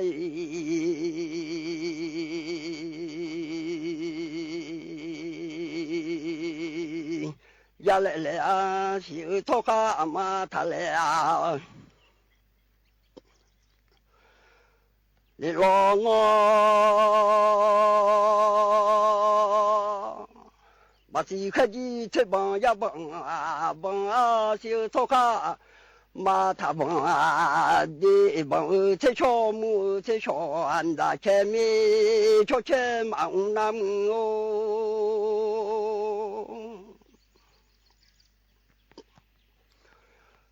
mu chai ma tu phang a lo mu a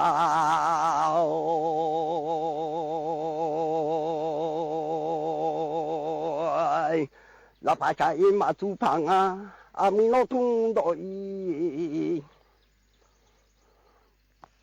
ma thi phang ai le o mu chama mi la chen cho che em o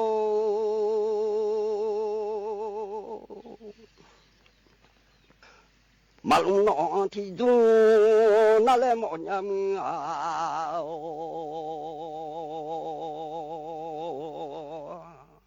về độ nói thì du nó nghe mà lúc về độ nó thả chi đi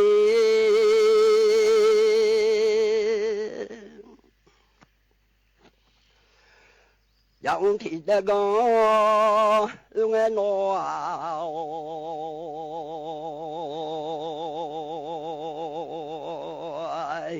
rồi xong thì đã có nghe chăm ăn lạnh go ai ya lo na ôm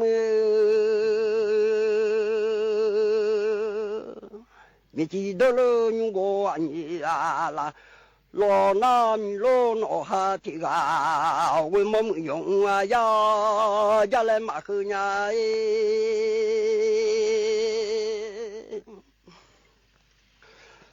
lo cha yong ya la u ya lo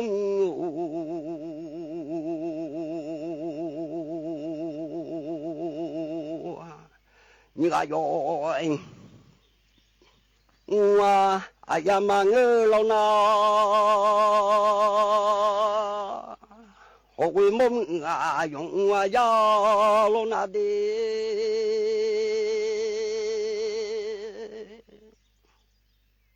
rồi cha dùng ya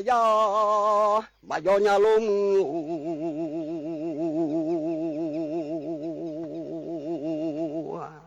như là dùng ya như là dùng thì để dùng ai bà cho nhà lô ôm là đua mong ha thì là มันขี้เล่หมอนยาขี้หนูมาแลหมอนยางาอมกะสิมา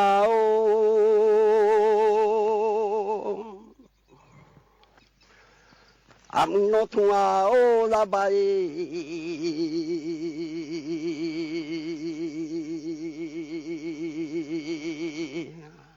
อาดอลาโลเออมน้องเอลาบายอาโอโลเออม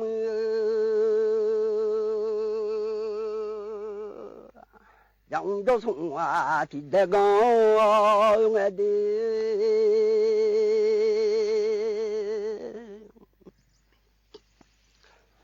你个样啊，哦马路，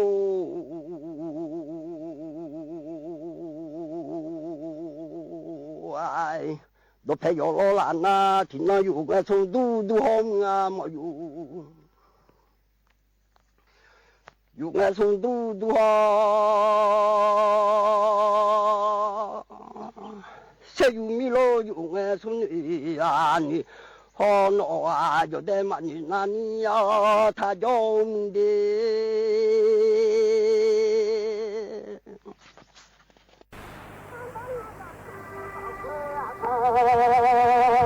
呀啦呀，他妈那车为了呀，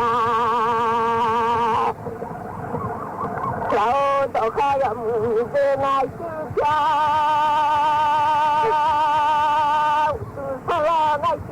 ta lo ra ta bơ de ta lo ya ôi ta ya le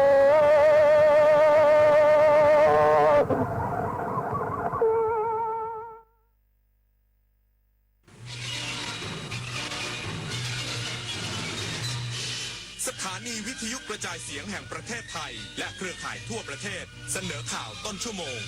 รู้เร็วรู้จริงเกาะติดทุกสถานการณ์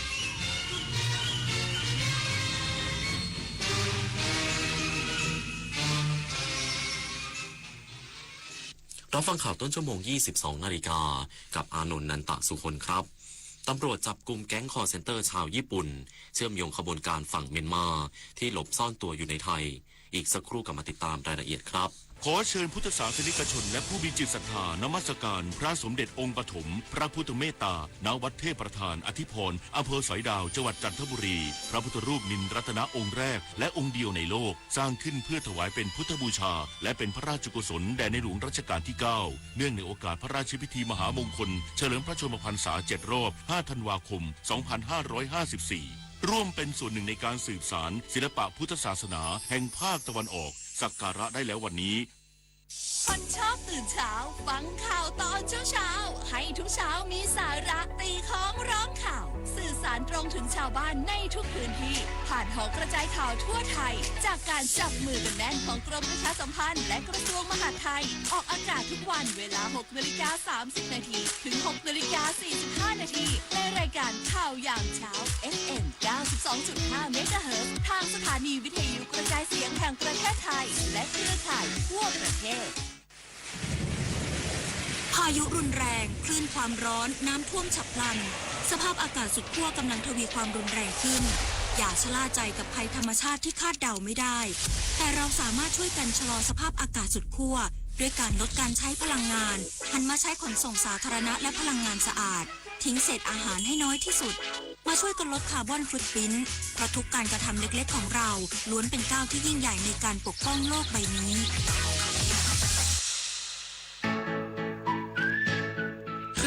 ถ้าเราไปบริจาคเลือดมันจะดูเท่และถือเป็นการทำบุญด้วยไหมถือเป็นบุญใหญ่เลยล่ะคิดดูนะคนเราสละได้แม้แต่เลือดของตัวเองเพื่อนำไปช่วยชีวิตผู้ป่วยแบบนี้จะรอช้าทำไมรีบไปบริจาคกันเร็วช้าก่อนคือร่างกายต้องพร้อมนอนหลับให้เพียงพอก่อนไหมล่ะได้เลยงั้นเจอกันที่ศูนย์บริการโลหิตแห่งชาติสภากาชาดไทยนะบริจาคโลหิตมั่นใจปลอดภัยตำรวจจับกุมหัวหน้าแก๊งคอลเซ็นเตอร์ชาวญี่ปุ่นเชื่อมโยงขบวนการฝั่งเมียวดีประเทศเมียนมา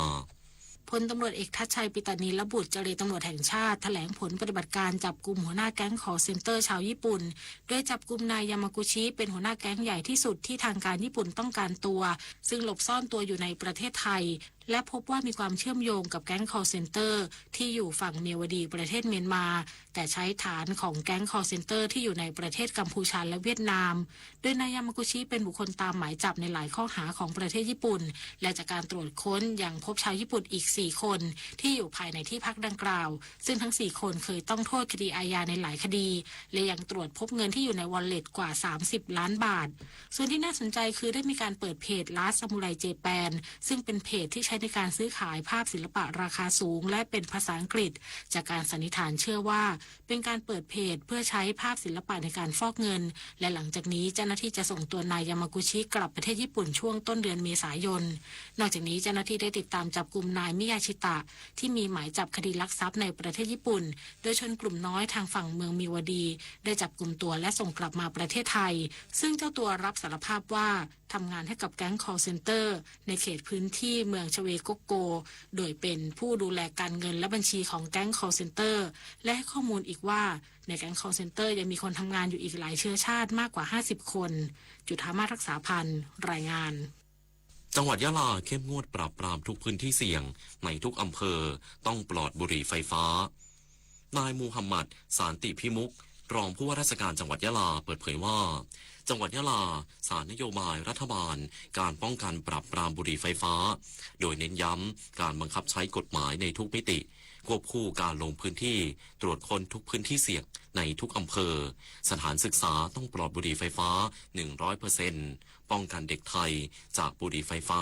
ไม่ให้มีการแพร่ระบาดของบุหรี่ไฟฟ้าในสถานศึกษาป้องปรามเยาวชนวัยเรียนไม่เข้าไปเกี่ยวข้องกับบุหรี่ไฟฟ้าและปราบปรามไม่ให้มีการซื้อขายและเสพบุหรี่ไฟฟ้าในสถานศึกษาทั้งนี้คณะกรรมการศูนย์อำนวยการป้องกันและปราบปรามยาเสพติดจังหวัดยะลาได้ติดตามการดำเนินการแก้ไขปัญหายาเสพติดในพื้นที่เฝ้าระวังสอดส่องดูแลจากคนในชุมชนและการนำส่วนราชการที่เกี่ยวข้องลงพื้นที่ตรวจหาสารเสพติดในสถานบริการสถานประกอบการสถานบันเทิงและร้านคาราโอเกะฟิลิปปินส์มีผู้เสียชีวิตจากอุบัติเหตุทางถนนในแต่ละปีมากกว่า 11,000 คนสำนักข่าวซินหัวรายงานโดยอ้างการเปิดเผยของนายทีโอโดโรเฮอร์โบซารัฐมนตรีว่าการกระทรวงสาธารณสุขฟิลิปปินส์ระหว่างการประชุมความปลอดภัยทางถนนของฟิลิปปินส์ประจำปี 2568 ที่ระบุว่าในแต่ละปีฟิลิปปินส์มีผู้เสียชีวิตจากอุบัติเหตุทางถนนกว่า 11,000 คนโดยส่วนใหญ่เป็นประชากรวัยหนุ่มสาวอายุระหว่าง 15-29 ปีและการเสียชีวิตกว่า70%ถึง73%มีสาเหตุจากการใช้จักรยานยนต์นายเฮอร์โบซายังเน้นย้ำว่าหน่วยงานที่เกี่ยวข้องต้องบังคับใช้กฎหมายที่ให้ผู้ขับขี่จักรยานยนต์สวมหมวกกันน็อกขณะขับขี่โดยเฉพาะในพื้นที่ต่างจังหวัดขณะเดียวกันกรมอนามัยของฟิลิปปินส์เร่งดำเนินการส่งเสริมมาตรการเชิงรุกอาทิการกำหนดเลนจักรยานรวมทั้งโครงสร้างพื้นฐานที่เป็นมิตรกับคนเดินทางเท้าและบังคับใช้กฎหมายการสวมหมวกกันน็อกให้เข้มงวดยิ่งขึ้นจบข่าวอานนท์นันตะสุคนอ่านรับฟังข่าวครั้งต่อไปเวลา 23:00 น.ติดตามข่าวที่นำเสนอไปแล้วได้ที่ www.thainews.prd.go.th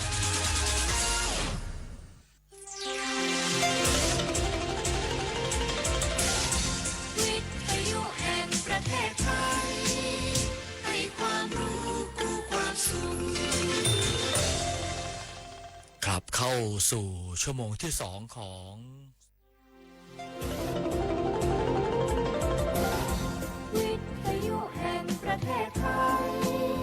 ให้ความรู้กู้ความสุข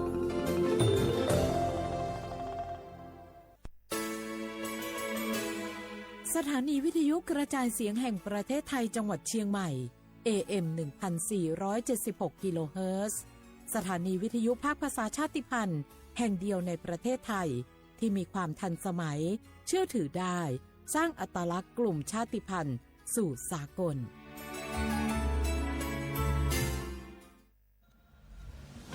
หนูเห็นพระองค์นะคะทรงเล่นกีฬาหลายชนิดเลยค่ะในหลวงก็ทรงปั่นจักรยานพระราชินีก็ทรงเรือใบทรงกีฬาไอซ์ฮอกกี้ด้วยค่ะ หนูเห็นแล้วทำให้หนูตั้งใจที่จะออกกำลังกายอย่างสม่ำเสมอ เพื่อสุขภาพร่างกายที่แข็งแรงค่ะพระองค์ยิ่งทรงนำทัพนักกีฬาไทยเราไปแข่งขันกีฬาในระดับสากลหลายชนิดกีฬาทั้งกีฬาขี่ม้ากีฬาแบดมินตันซึ่งเป็นแรงบันดาลใจที่ดีมากๆให้กับเด็กและเยาวชนค่ะพระองค์เป็นเหมือนแสงนำใจไทยทั้งชาติมาเตเจ้ามาร่วมกันออกกำลังกายง่ายๆด้วยการเดินวิ่งปั่นออกกำลังกายอย่างสม่ำเสมอช่วยป้องกันโรคสมองเสื่อมป้องกันการเป็นอัมพาตได้ในเจ้าสถาบันพระมหากษัตริย์ศูนย์รวมจิตใจของคนไทยทั้งชาติสำนักประชาสัมพันธ์เขต 3 กรมประชาสัมพันธ์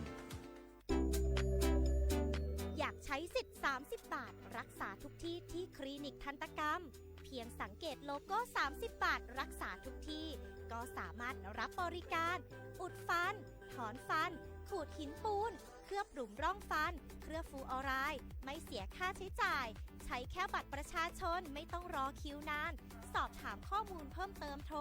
สายด่วนสปสช1330เจ็บป่วยฉุกเฉินวิกฤตอันตรายถึงชีวิต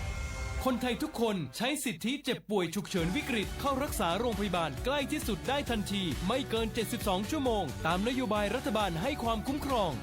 สอบถามเพิ่มเติมสายด่วนสปสช1330ตลอด24ชั่วโมงบุกกี้ดูนี่สิข่าวรับสมัครไปทำงานต่างประเทศเห็นว่าจ่ายทั้งค่าตั๋วเครื่องบินให้ที่พักฟรีแถมมีโบนัสตั้ง5 เท่าของเงินเดือนมีเงินส่งให้ที่บ้านสบายเลยแต่เขาขอค่าดำเนินการเป็นแสนใช่ไหมแล้วก็ให้กรอกข้อมูลส่วนตัวแอดไลน์สแกน QR Code ด้วยรู้ได้ไงอ่ะกำลังจะโอนเงินไปพอดีเลยก็ตอนนี้นายหน้าเถื่อนกำลังระบาดหลอกไปทำงานต่างประเทศรายได้ดีมีสวัสดิการเลิศพี่สาวฉันโดนมากับตัวเสียเงินเป็นแสนแทนที่จะได้โกอินเตอร์โหแบบนี้ก็พังหมดสิขอบคุณนะที่เตือนเกือบไปแล้วไหมล่ะเราคิดให้ดีก่อนเชื่อเช็คให้ชัวร์ก่อนแชร์แยกแยะข่าวก่อนตกเป็นเหยื่อไม่เชื่อไม่รีบไม่โอนโดยสำนักประชาสัมพันธ์เขต 3 กรมประชาสัมพันธ์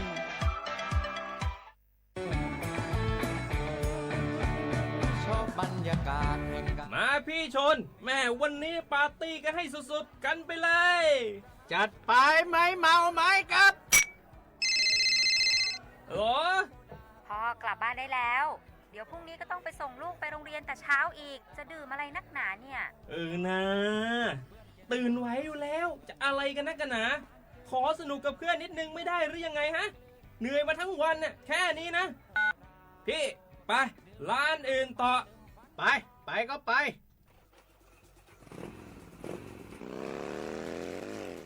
เฮ้ยพี่ทำไมรถคันนี้มันขับช้าจังเลยเนี่ยแซงไปเถอะแซงเลยแซงไฟแดงอ่ะฝ่าไปเลยพี่ตรงนี้มันไม่มีกล้องไม่โดนจับชัวร์เอาวะไปก็ไปเฮ้ยพี่ระวังรถ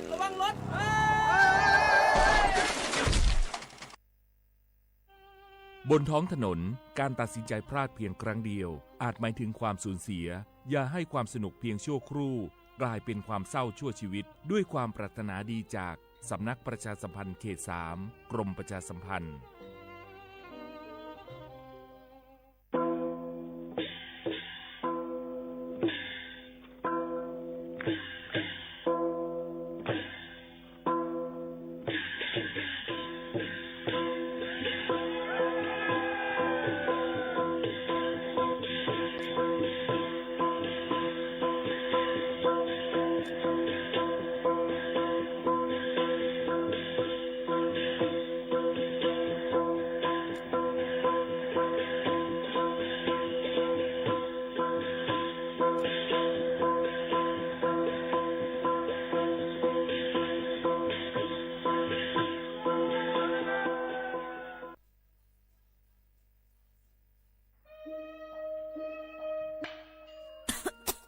จงว่นเมียนห้าจันล้มถวยเจอเซียนเซิงมันหายกว่าแล้ว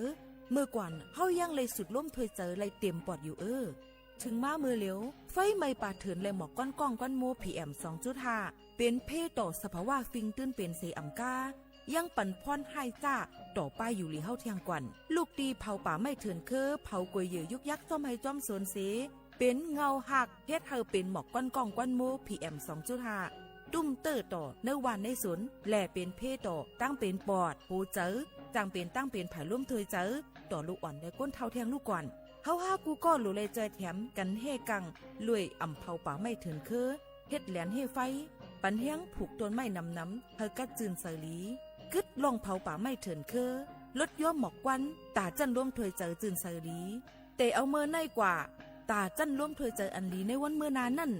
ดอนตาสู่เฮาและก้นอันมาแอวแลกูก็กูก้นนั่นค่ะอ้อเลยตั้งมุงมองห่างดีเสฐานฐาหน้ากอกับสืบข่าวตอน3กรมประชาสัมพันธ์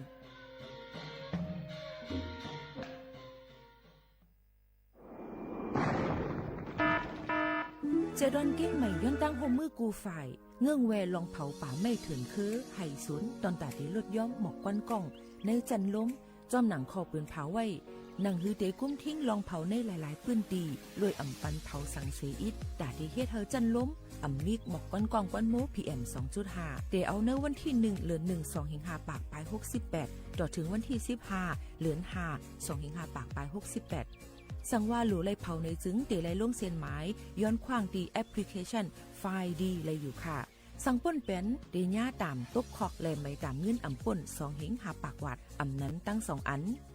เก้งใหม่ปันเฮียงตาได้ใจเทคโนโลยีตาได้เพียวกวยอยู่ยุกยักแลไม่ดอกในไฮในสวนหนังหือลองเผาป่าไม่เตลดย้อมและเฮ็ดเธอสภาวะฟิงตื้นเป็นจึงสลีตากยินยาวข้าวหึงสังทบหันลองเผาในปืนตีหามเผาอ่ำนั้นทบหันคนเฮ็ดพิษกับสืบตึงลาดกว่าเลยดี0531128808อ่ำนั้น191ไหล24โจมองค่ะ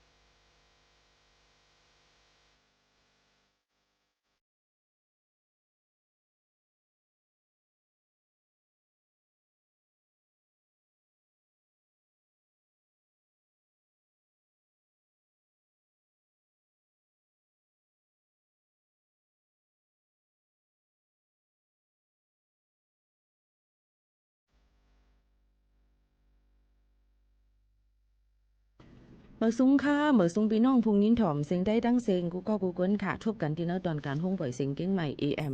147กิโลเฮิรตซ์ค่ะพบทบจอมกันกูวันพอถึงมาข่าวยาม10 โมงถึง 11 โมง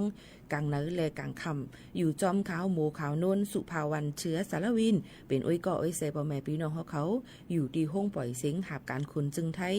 สวทเก้งใหม่ AM 147กิโลเฮิรตซ์หับถอมไล่ตั้งเรดิโอออมล้ม AM 147กิโลเฮิรตซ์หับถอมไล่ตั้งแฟนเพจ Facebook สวทเก้งใหม่ AM 147กิโลเฮิรตซ์ค่ะหับถอมไล่ตั้ง TikTok นะคะไลฟ์ TikTokแตงโม MKN ในพบทบซ้ำกันหลายตีหลายตั้งนะคะอยู่วันเมื่อในก็ถึงมาในวันพัดที่20เหลือนทน32เฮงปลาย25ปีพุทธ2เฮง5ปากปลาย68ปีใต้2เฮง1ปากปลาย19ปีก็จ่า1เฮง3ปากปลาย86คู่ถึงมาเหลือน4รอง7คำในวันเมื่อในสิพบทบจำกันเดียวเฮาพี่น้องเขามีลองตั้งเสื้อสามีมังกราตอนตาพ่อแม่ปีน้องๆเขากูก็กูก้นหนังฮือป้อเดมีลองตั้งเสื้อสาใจกันค่ะป้อเดมาด้วยในวันเมื่อในนั่นในค่ะเนาะพี่น้องเขาหลายตีหลายตั้งค่ะเนาะพี่น้องเขาค่ะก็ติเฮ็ดว่าฝนตกลงมาห่าวเฮียงเยาก็มักเฮ็บตกหลายปืนติเยาก็มีลองลู่ซุ่มกว่าลองเฮิรนเยอุกจับปิเจตั้งน้ำตั้งหลายในนั่นค่ะพี่น้องเขาก้อยกาตั้งใจดอนเก้งใหม่ก็ติเลยว่ายังตึกมีฝุ่นหมอกกวนก้องกวนโมกันอยู่ค่ะเนาะพี่น้องเขาค่ะลองตั้งเสื้อในค่ะเนาะก็มาฝากไว้ปันปอไม่ปีน้องๆเขาเสหนังฮือป้อเดหบทบลองเพสภาวะกูสำเสียนปึงในไหนค่ะเนาะก็มาฝากตอนถึงกูก็กูก้นให้ไรยินถ่อมจำกันจึงหนังไหนค่ะพี่น้องเขาค่ะก็เดี๋ยวเลยหันว่าในค่ะปอไม่ปีน้องๆเขาค่ะว่ามีเกี่ยวกับลอยลองยำพองแต่เหลวลองเฟียงฝนลมๆเตะจางตกลงมาโหปากมัน10% ในปืนตีกำนำเตเป็นตั้งเจตอนเก้งใหม่แม่ฮ่องสอนและเมืองตากค่ะว่ากลางในเจ้าเตมี16ค่ะไว้วันเตมี23องศาเซลเซียสเนี่ยค่ะพี่น้องเขาในค่ะตั้ง7วันตั้งนานนั่นก็เตมีฝนตกมายก็ติกัดลงมาเที่ยงรวมได้ถึงป้ายอยู่ดีกันจอมค่ะเมื่อในหมู่เขานุ่นก็กึ่งกลางมีซื้ออ่อนบางพื้นเขาว่าเนาะอยู่ไว้ก็มีไว้ในรถในก้ายก็เอามาใส่กัดเหนียนค่ะพี่น้องเขารวมได้ถึงป้ายอยู่ดีกันจอมค่ะนะเขาข่าวก็มาหบมาทบจำกันเจ้าหนังไหนก็มาป่องข่าวปันพี่น้องเขาเกี่ยวกับไปลองฝนลมเจ้าหนังไหนค่ะเนาะปอมปีน้องๆเขาค่ะนี่ก็มาฝากเตือนถึงให้เลยยินถ่อมจอมกันค่ะพี่น้องเขาสืบนั่นมาเนี่ยนั่นค่ะเขามาโดยแถงยำพองตะเหลวตอนแต่พี่น้องเฮียงการยันเมืองอันลูกมาตั้งเมืองโฮมตุ่มเมียนมาเมืองลาวนั่นเป็นต่อบันข้าวยำให้ข้าวยำต่อวัดต่อไว้ค่ะเนาะอันหมดอายุวันที่13เดือนธันวาคมFebruary ถึงอันเลือนป่นมานั่นเนี่ยค่ะเปิ้นก็ควักปันต่อถึงวันที่13เดือนธันวาคม2เฮงปลาย25ในข้าวตั้ง56เลือนในให้ต่อให้เย้าตู่ในนั่นค่ะนะก้อยกาป้อถามมาต้องเปิ้นไปเปิดหับเฮ็ดวีซ่าเจ้าหน้าในตาเลียวก็ไปก้อยกาว่าเปิ้นอยู่ในคักตอนที่กากดจัดป้ายอยู่ลีไรก่อนเนกลายมือตีลุ่มปริกดจัดก้นเขาเมืองเขาจอมหนังคักตอนที่เปิ้นหางเฮียนไว้นั่นพี่น้องเขาก็เฮ็ดว่าเฮ็ดไว้จอมไผก็ต้องถามกว่าที่นั้นค่ะเนาะถามที่หมู่เขาโน่นในมีขอตอบให้แก่ต่อปันค่ะนะอันนี้ก็มาฝากเตือนถึงนั้นก็ใครฮู้ลองวัดลองไว้ต้องถามกว่าไล่ตีภายจัดหาการงานเจตวนอันพี่น้องเขาอยู่นั่นบ่เป็นดังเจตวนเก้งใหม่กับสืบกว่าไล่ตี053112911ถึง4ข่าวยามเหตุการณ์จอมหนังลงปองจึง8 โมงครึ่งถึง4 โมงครึ่งในค่ะพี่น้องเขาอันนี้ก็เขาข่าวก็คัดเจอเอามาฝากปันพ่อแม่ปีน้องๆเขาให้เลยยินถ่อมจ้อมกันกูวันๆจังหนังไหนเย้าค่ะพี่น้องเขาถ่อมจ้อมกันเย้าเนี่ยค่ะมีลองตั้ง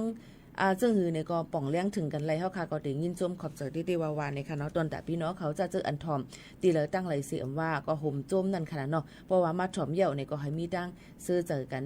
กูก้นตั้งมดตั้งสิงนั่นค่ะพี่น้องเขาค่ะมาถ่อมตุ้ยแทงเพลงความเนี่ยค่ะพี่น้องเขาค่ะ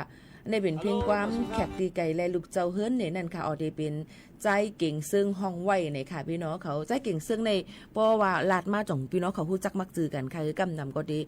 เป็นปอลาดว่าใจเก่งซึ่งในห้องความหยับเจอกับตั้งหักจำเจาไหนเป็นก้นเตรียมเจาไหนเนี่ยก็ติป่องเจอนั่นค่ะเนาะป้อนั้นก็เขาค่ะก็มาถ่อมจ้ำกันเพลงความหัวในแขกตีไก่และลูกเจ้าเฮิรนอันเป็นใจเก่งซึ่งห้องไว้นั่นลึกก่อนค่ะ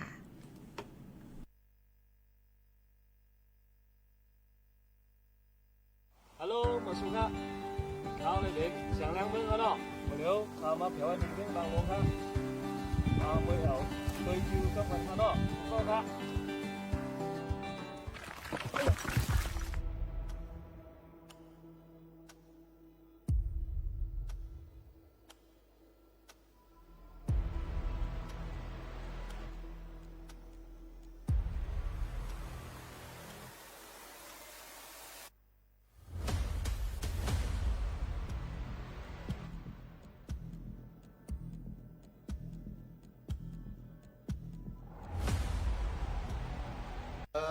นั่งก็หันในใต้ตัวของนักห้องแล้วป้าสู่เขาไม่ได้เอามานะ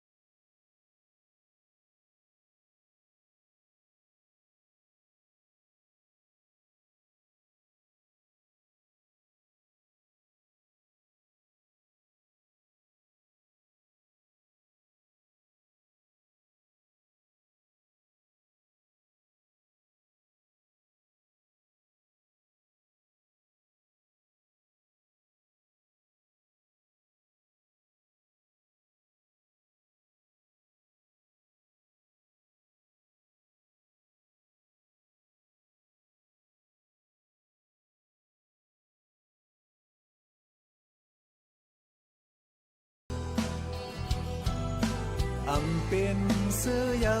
จัดในเตเป็นปันหักกันก้อย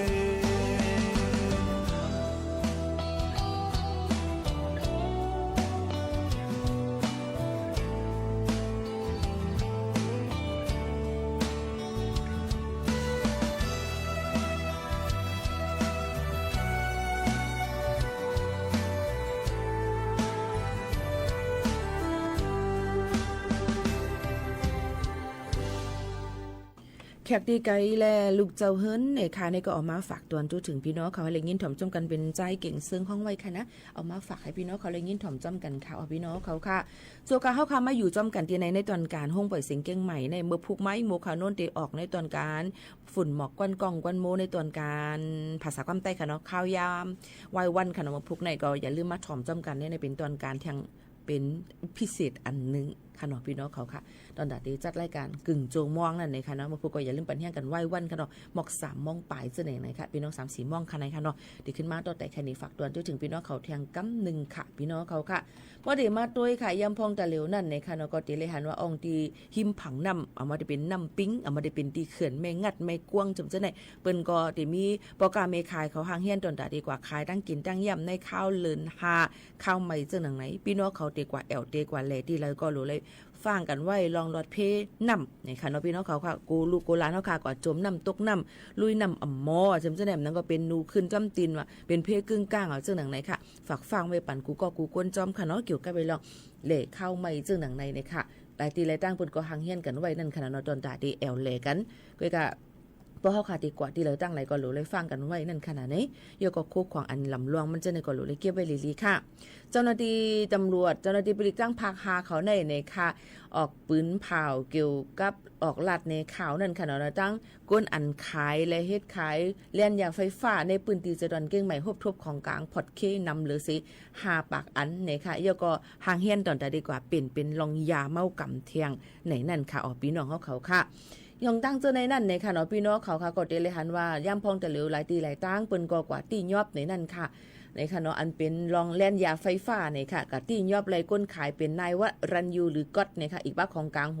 แล่นยาไฟฟ้าพอดเคในค่ะมีน้ำยาอีแล้วก็มีของกลางแทงตั้งน้ำในนั่นค่ะพี่น้องเขาก็ซื้อมาได้จรอนเก้งใหม่ในค่ะเพราะว่าฮู้ว่าไว้นั่นมาก็จะเป็นนายธีรยุทธหรือบอสในค่ะไล่สืบกว่าแทงในค่ะว่ากันขายลูกดีเลยมากกว่าซื้อดีเผาเจิมซึ่งหนังไหนค่ะเนาะพี่น้องเขาเยอะก็ดีห่างเฮียนตอนตาดีกว่าเป็นปลายแรกๆเป็นลองยาเมากำเทียงลูกก่อนเอามาค่ะก็ยังมีแทงเล่นยาเอโทมิเดตในค่ะเนาะน้ำหนักในค่ะมีอยู่ 64.09 กรัมยาอี3เม็ดนะคะเล่นยาไฟฟ้าแทงในค่ะเนาะเยอะก็ยาเคยาอีใน KTV อองตีเอลเลยแต่เหลวน่ะมีหนำไหนเยาค่ะเนาะพี่น้องเขาค่ะลองตั้งเจิงหนังไหนพี่น้องเขาก็ถูกลีเลยไว้ฟังเจ้าหน้าที่เปิ้นก็ตีสุ่มกว่ากด7กดทัดด้วยนั่นค่ะก็ตรวจป้ายเยเยอะก็ตรวจป้าอองตีเสียง KTV ว่าคาราโอเกะจำเจิงหนังไหนอองตีกว่าเอลเลยเจิงหนังไหนค่ะหนังฮือป้อตีปันมีลองละยาเมากำเจอนั่นในค่ะเนาะพี่น้องเขาค่ะอันนี้ก็ออกมาฝากไว้ปันปอแม่ปีน้องๆเขาให้แรงยินถ่อมจ้ำกันเกี่ยวกับไปลองเปิ้นก็ติ้งยอบลองแล่นยาไฟฟ้าแต่เหลวในเผอมีไว้กับตัวในไม่ตามเงินและตกขอกขาพี่น้องเขาลองตั้งเจอไหนเอามาฝากฟังไว้ปันพี่น้องเขาตั้งงดตั้งเสียงในค่ะเนาะมันอ่ำใจพ่อนดีอีสังค่ะนะมันอ่ำเท่มันอ่ำว่ามันเป็นแฟชั่นในอ่ำใจค่ะเนาะก็เพราะว่าธาตุสารนิโคตินธาตุสารยาเมากำหลายๆอันมันคนเขาล้อไว้อยู่ในอันหลุดนั่นเพราะหลุดเย่าในจึงตีเจอสันในค่ะเนาะเพราะแห้งกำขามอ่ำลีก็ตีจังเฮ็ดให้ตุ้มเตอร์ถึงออกในค่ะเย่าก็ถึงอสักสายใจเลยค่ะพี่น้องเขาอันนี้ก็เอามาฝากฟังไว้ปันพี่น้องเขาเย่าก็ให้เงื่งไว้กันจ้อมในนั่นค่ะเอาพี่น้องเขาค่ะตียอบก้นต่างจึงเมืองค่ะหลักเอาในค่ะหมอกปังอันนั้นก็กัญชาเนี่ยค่ะน้ำหนักนำเตอร์หรือเซ1 ปาก20 กิโลกรัมค่ะเจ้าหน้าที่ผลิตผักหาเขานั่นโฮมตั้งห้องการอันเกี่ยวกับโดยลองยาเมากำเจอไหนค่ะเปิ้นก็ตียอบไหลก้นต่างจึงเมืองหาเกาะเนี่ยค่ะหลักเอาส่งออกหมอกปังกาคันนำหรือเส2 ล้านวัตต์เมื่อวันที่19เดือนธันวาคม2เฮงปลาย28ป่นมาในนั้นค่ะเอาที่ห้องปางกุมพุทธประธานยศปรมีในค่ะตำรวจภูธรภาค5ในนั่นค่ะเนาะเปิ้นก็เลยออกตังหมอกลัดข่าวในนั่นค่ะ จี้แจงข่าวนี้ว่าอะไรตินยอบได้ลองยาเมากำเต็มเจ้าหนังไหนค่ะดังก้นจึงเมืองนั่นขณะเนาะเยากอติเฮ็ดจำหนังปักเปิงหมายมีอันเปิ้นตำวางไว้นั่นว่าเฮ็ดผิดปักเปิงในนั่นค่ะอันนี้ก็หางเฮียนเอามาฝากตวนถึงพี่น้องเขาเยอะก็ให้แรงเงืองเวกันค่ะอีกป้าดังๆเจดอนเก้งใหม่ก็หางเฮียนเกี่ยวกับไปลองปังป้อยซ้อนนำเดิน5ป่าเวนีปีใหม่เมือง2-5ปากไป68ดอนดาได้10สารฟิงแง่ฟิงทุ่งล้านนาเนี่ยค่ะเยอะก็ปั่นเฮียงซอฟต์พาวเวอร์เนี่ยค่ะเกี่ยวกับไปลองตั้งเจดอนเก้งใหม่เป็นเมืองเทศกาลระดับโลกในนั่นค่ะพี่น้องเขาอันนี้ก็เปิ้นก็ติหางเฮียนตาติอองติเอลเลมีห้องตีนำหางหลีหางงามแสงสีไฟหางหลีตอนตาตีห้องหับก้นตีมาแอลเลยตั้งเซดอนเก้งใหม่ย่อก็ยุ่มยามาตีเอาเงินกึนขวัญมาปั่นตั้งเซดอนเก้งใหม่ตั้งหนำตั้งหลายก้อยกะเฮาหาปีน้องก็จะเจออันต่อวัดต่อไว้ไปเตรียมโทนไปเย้าโตเจิมเจอในก็เฮาขาก็ถูกลีไลฟังลองอยู่ลองกินกันเจ้าหนังในจ้อมในนั่นค่ะพี่น้องเขาค่ะในก็คัดเจอเสยเฮียงเอามาฝากบันปอแม่ปีน้องๆเขาให้ไรเงินถ่อมจ้อมกันค่ะนะถ่อมจ้อมกันที่ในต้องทำกันเข้ามาหลายรองหลายอันตอนหน้าปองเป็นไรนั่นนี่หมู่เขาโน่นก็ติคัดเสริมมาตอบปันพี่น้องเขากูก็กูก้นตั้งหมดตั้งเสียงอยู่ค่ะเนาะพี่น้องเขาค่ะหนังหือก็ติเหมือนหนังกังเจอพี่น้องเขานั่นเนี่ยค่ะพี่น้องเขาค่ะถามมาว่าเมืองไทยในค่ะเนาะเปิ้นว่าบ่ออกมือดังเบิ่งมาในเปิ้นเก็บกาขวัญเข้ามานั่นบอกตอกจุ่มมาดังจังใจเมืองไทยติเก็บกา re-entry visa มือแห่งการปอกมือแอลเลขึ้นหมกพองขาวซ้อนนำเลือน5ปี2เฮงไป25แต่เอาวันที่เตเอาเลินวันที่ในค่ะเตเอาเลิน1ในกว่าในค่ะเลิน1เลินทุน4 2เฮงไป25ต่อถึงวันที่15เลินทุน5 2เฮงไป25เข้าตั้งเลือนปลายนั่นในค่ะเนาะลมนั่นแหละแห่งการเมืองห่มตุ่มเมืองมานเมืองลาวเมืองกัมพูเดียเนี่ยพองขาวคิวปอยซอนนำในสังว่าแห่งการเตมือเอวเลยเจอเฮือนไหนตีหลานแลนลินนั่นก็ตีตาบลูดดอกจุ่มเลยตีเก็บกาพันหลานแลนลินพักดูในนั่นค่ะเพิ่นห้องว่าตีเก็บกา re-entry นั่นค่ะเนาะพี่น้องเขาค่ะก็เพิ่นนั่นแหละสังว่าแห่งการที่เขามาขึ้นในไว้พวกเขามาขึ้นอ่อนตั้งวันที่15เดือนธันวาคมได้ก็เบิ่งเก่าเป็นทั้งพอเขามาไว้หลังวันที่15เดือนธันวาคม2เฮงไป25นั่นเต้ก็ติมีสุนเลยพันล้านแลนลิ้นแลตักเตเลยเสียงกาเขาเมืองจอมหนังปักเปิงเปิ้นไว้ตำวางไว้นั่นนะคะเนาะอันนี้ถ่อมเอาลีๆค่ะนะพี่น้องเขายินเปิ้นนั่นแหละพี่น้องเขาก็โหลไล่ฟังยก็ถ่อมด้วยข่าวเงาลีๆเปิ้นปันตื้อตั้งว่าตาติปอกมือแอลเลยขึ้นตั้งเฮิรนพองเขาซ้อนนำเดือน5วันที่1เดือน4ดอกว่าถึงวันที่15เดือนธันวาคมในวงวางนั่นก้อยเปิ้นที่เก็บกาดอกจุ่มรักษา re-entry visa เข้ามาเขาออกมือเนี่ยเขามาจังหนังไหนค่ะเนาะก้อยกาป้อออกมาป่นหรือเสียวันที่15เดือนธันวาคมเขามาขึ้นในจึงตีเลยยาเก็บเหมือนเก่าเนี่ยค่ะอย่าบ่ถามว่าป้อมือขึ้นตั้งเฮือในเป็นล็อกไล่ดอนแต่พี่น้องเมืองมันเขาตีนยอดเฮาเห็นปันเฮามาอยู่อันในแต่ก็ค่ามีขอตอบปันพี่น้องเขาอยู่ดีพี่น้องเขาไปวนเลยวนเลยส่วนเยาก็ถามด้วยตั้งวันตั้งเมืองว่าเขาขาดถูกดีได้เฮ็ดจึงหือเต็มมือหลีมือหลีมือมากะจะจ่ายเป็นจึงหือพองเยาก็ลองลดแล้วลองห่มรวมแต่มีจึงหือต้องทำกับก้นอันยามกว่ายามมาไปนั่นเยาก็ถามด้วยปอมไปพี่น้องในวันในสวนเตลีหรือเสเปิ้นค่ะนะก็เปิ้นนั้นมันก็ในป้อว่าคามีปุนพ่อนตอนแต่ได้มาลาดป้อลาดกว่าเยานี่ก็ลาดกว่าได้ใจพอกว่าเยาเปิดอ่ำปันมากขึ้นในสูเป็นตกล็อกเบิ้นจังนั้นจังไหนมันแต่มีพี่น้องใต้เฮาขาหัวหมอหูอินเฮ็ดขังหูเห็นไหมคะอยู่ก็มาป่นมาเตรียมมาลาดสุกซักจังเนี่ยค่ะเนาะลองตั้งเจอในนั่นเนี่ยค่ะแล้วก็เบิ่นนั่นแหละค่าตอบเทงสังย้อนเปว่าตีเตมันในข่าวเงาอันเอามาลาดในพี่น้องเขาใครเฮ็ดกอลีใครเฮ็ดกอลีใครมือกอลีใครมือกอลีใครหยังก็ยาวกูข่าวกูอันที่ค่ามาลาดนั่นอยู่ตีป้ายวนออกพี่น้องเขานั่นว่าถูกลีไลเฮ็ดจอม5เฮ็ดจอม5ลี5ลี5ในก็เปิดว่าคามีปุนพ่นตอนตัดเดมาปืนเผาเลยมาเปลี่ยนภาษาปันพี่น้องเขาให้เลยครับพูดจ้อมกันว่าหนังฮือโปรเด็กขึ้นตั้นข่าวเงาอันปืนเผาไว้นั่นในเรื่องหนังในกุ้ยในค่ะเนาะอันนี้ย้อนลาดไว้ก่อนค่ะเนาะพี่น้องเขาค่ะก็เปิ้นนั่นแหละเตมือมือ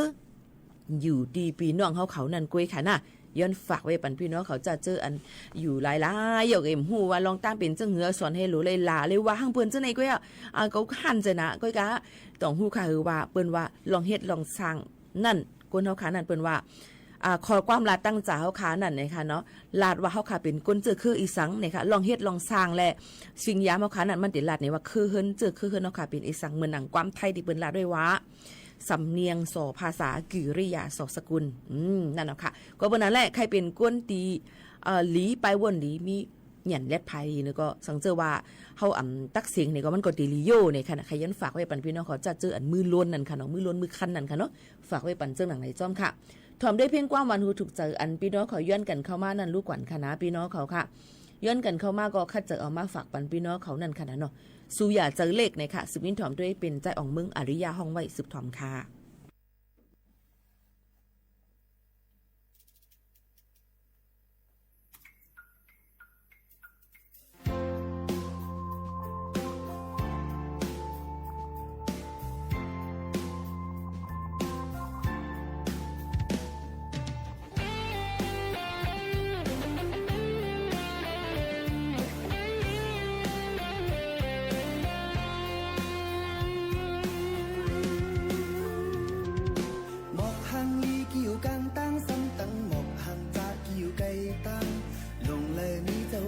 มันมีกาคันลี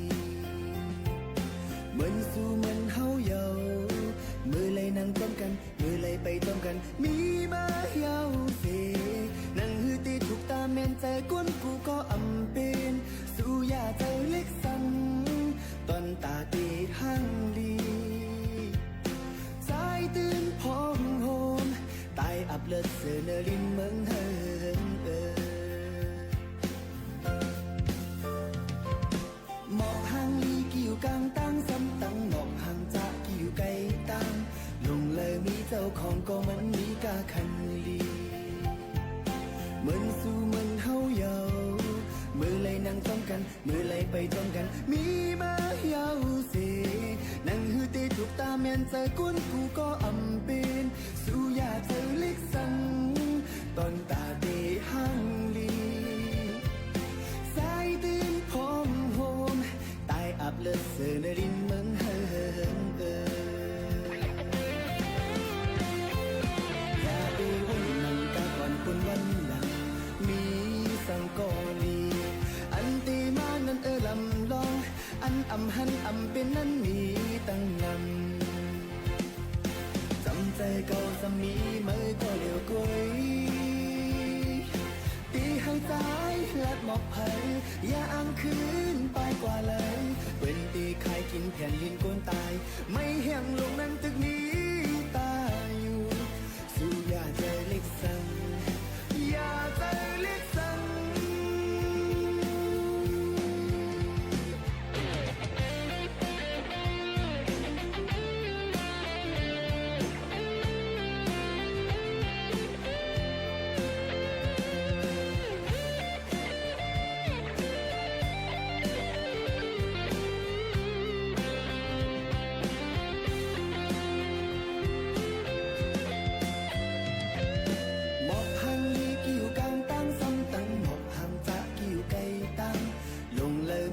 ของก็มันมีกาคันลีเหมือนสู้เหมือนเฮาเยามือเลยนั่งต้มกันมือเลยไปต้มกันมีมาเยาสินั่งหือตีถูกตาแม่นใจก้นกูก็อำเป็นสู้ยาเจอเล็กสั่งตอนตาตีหังลีสายตีนพร้อมโฮมตายอับเลือดเสนลินเมืองเฮิงไปวนนั่งกาก่อนคนวันหลังมีสังกอรีอันตีมานั้นลำลองอันอำหันอำเป็นนั้นมีตั้งนำจำใจก็สมีเมื่อก็เดียวก้อยตีให้ตายลัดหมอกเผยอย่าอ้างคืนไปกว่าเลยเป็นเตะใครกินแผ่นลิ้นก้นตายไม่แห้งลงนั้นตึกนี้ตายอยู่สู้อย่าใจเล็กสั่งอย่าใจเล็กสั่ง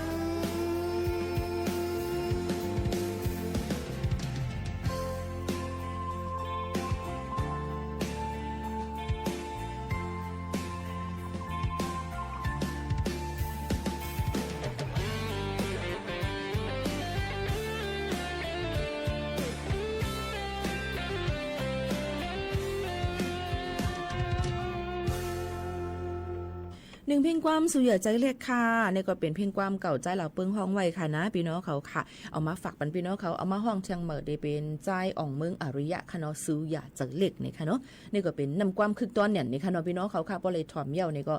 เป็นแห้งเจอตอนดาวขาดอดีต่อสู้กว่าตั้งนานนั่นขนาดไหนพี่น้องเขาค่ะอันพี่น้องเขาเลยถ่อมในยินอยู่ย่ำพ่องตะเลียวเป็นที่ห้องปล่อยเสียงเก้งใหม่ AM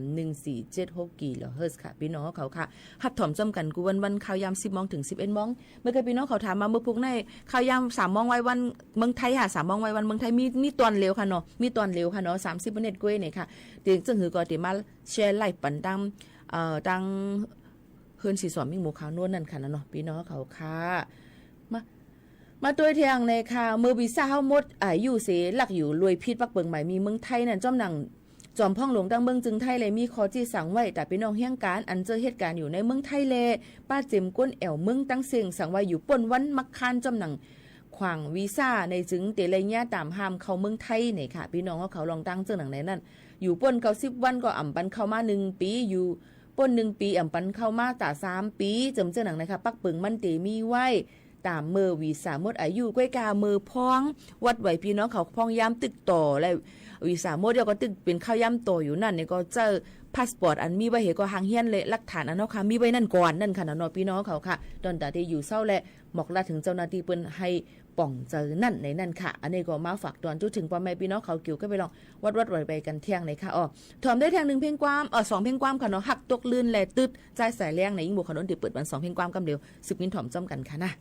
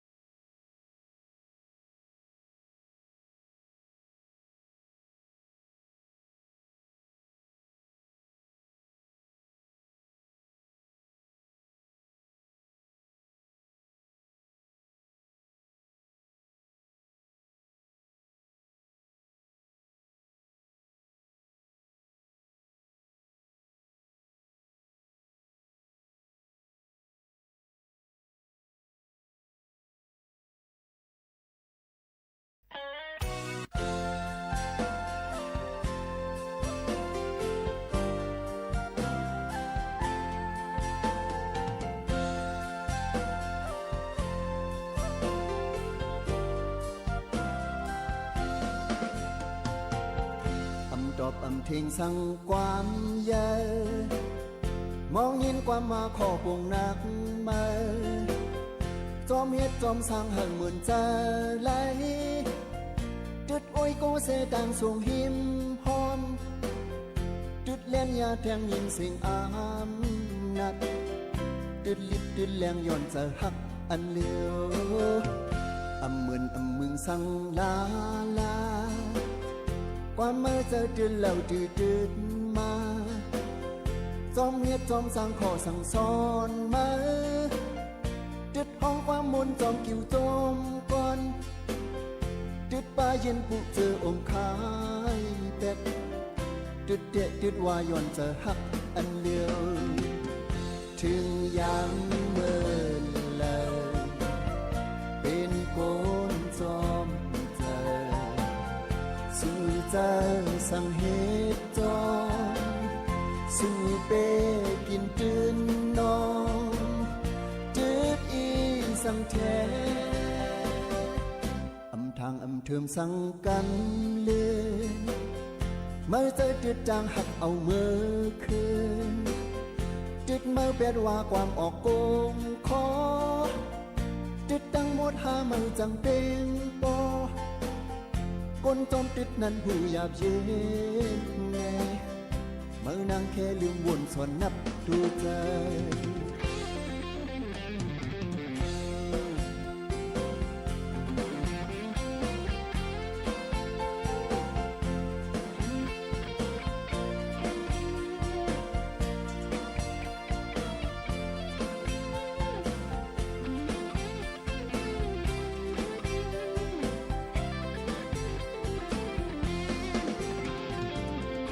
ถึงยังเมื่อเลยเป็นโกนจอมเจอสู่ใจสั่งเหตุจอมสู่เป้กินตื่นนอนจืดอีสั่งแท้ทางเทิมสั่งกันเลือนไม่ใจจุดจางหักเอาเมื่อคืนจุดเมื่อเป็ดว่าความออกโกงคอจุดดังหมดหาเมื่อจังเป็นปอคนจอมจุดนั้นหูหยาบเย็นในเมื่อนางแค่ลืมวนสอนนับดูใจเมื่อนางแค่ลืมวนสอนนับดูใจเมื่อนางแค่ลืมวนสอนนับดูใจ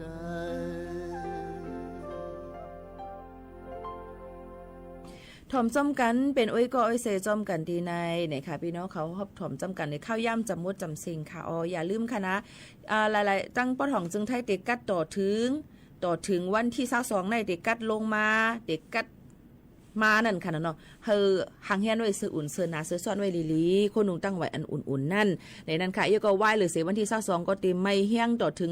41องศาดีกรีปุ่นเนี่ยค่ะที่เรียกว่าไม่เฮี้ยงน่ะก็หลูฟังกันไม่ลองป้ายอยู่ลีกำไม่กำกัดนั่นน่ะคือบ่เตอยู่ลีเจ้ามั่นแหละเฮี้ยงกำขามตัวเฮาเตลีนั่นในนั้นค่ะกว่าอะไรไปอะไรก็ให้รอดเพเคนกูก็กูก้นค่ะให้เลยกินเหลืองรู้เหลืองหนังกลางเสยยังอ่านให้เต็มทนกันค่ะมาถ่อมซ้ำกันดีในสิเมื่อพุกมาทบกัน10 ถึง 11 โมงกลางในเลยกลางค่ำกูวันๆเนี่ยค่ะยก็มีตอนการพิเศษลองฝุ่นหมอกก้อนกองก้อนโมมาผูกเดี๋ยวจัดข้าวยำหมอก3-4 โมงในค่ะนี่หมอกขนมดึกขึ้นมาหลัดปันพี่น้องเขาแทงกำ1 30 เน็ตในค่ะเนาะก็ไปติดตามจอมกันในค่ะนะตอนแต่วันเมื่อในผัดยันพี่น้องเขาเมื่อกว่าก่อนส่งขึ้นมาหบมาทบจอมกันแทงในตอนการเขาค่ะกูวันตีในห้องปล่อยเสียงเก้งใหม่อยู่ที่จ้างการเก้งใหม่50100หมายฟนกับ052327053276007ในนั่นค่ะปีน้องๆเขาค่ะเดี๋ยวก็มาฝากตอนจนถึงกูก็เจอหนังไหนค่ะเนาะผัดยันมื้อก่อนพี่น้องเขาค่ะเจอฮักในฝักวันพี่น้องเขากูย่ามใครวะมอนๆค่ะไม่ซึ้งค่ะ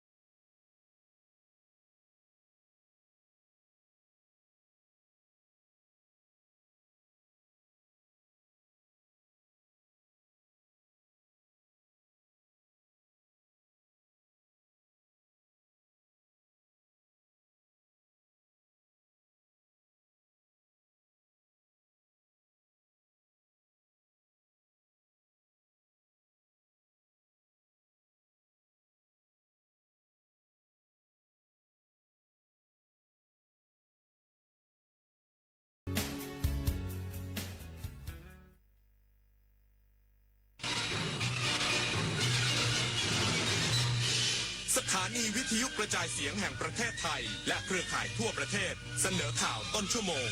รู้เร็วรู้จริงเกาะติดทุกสถานการณ์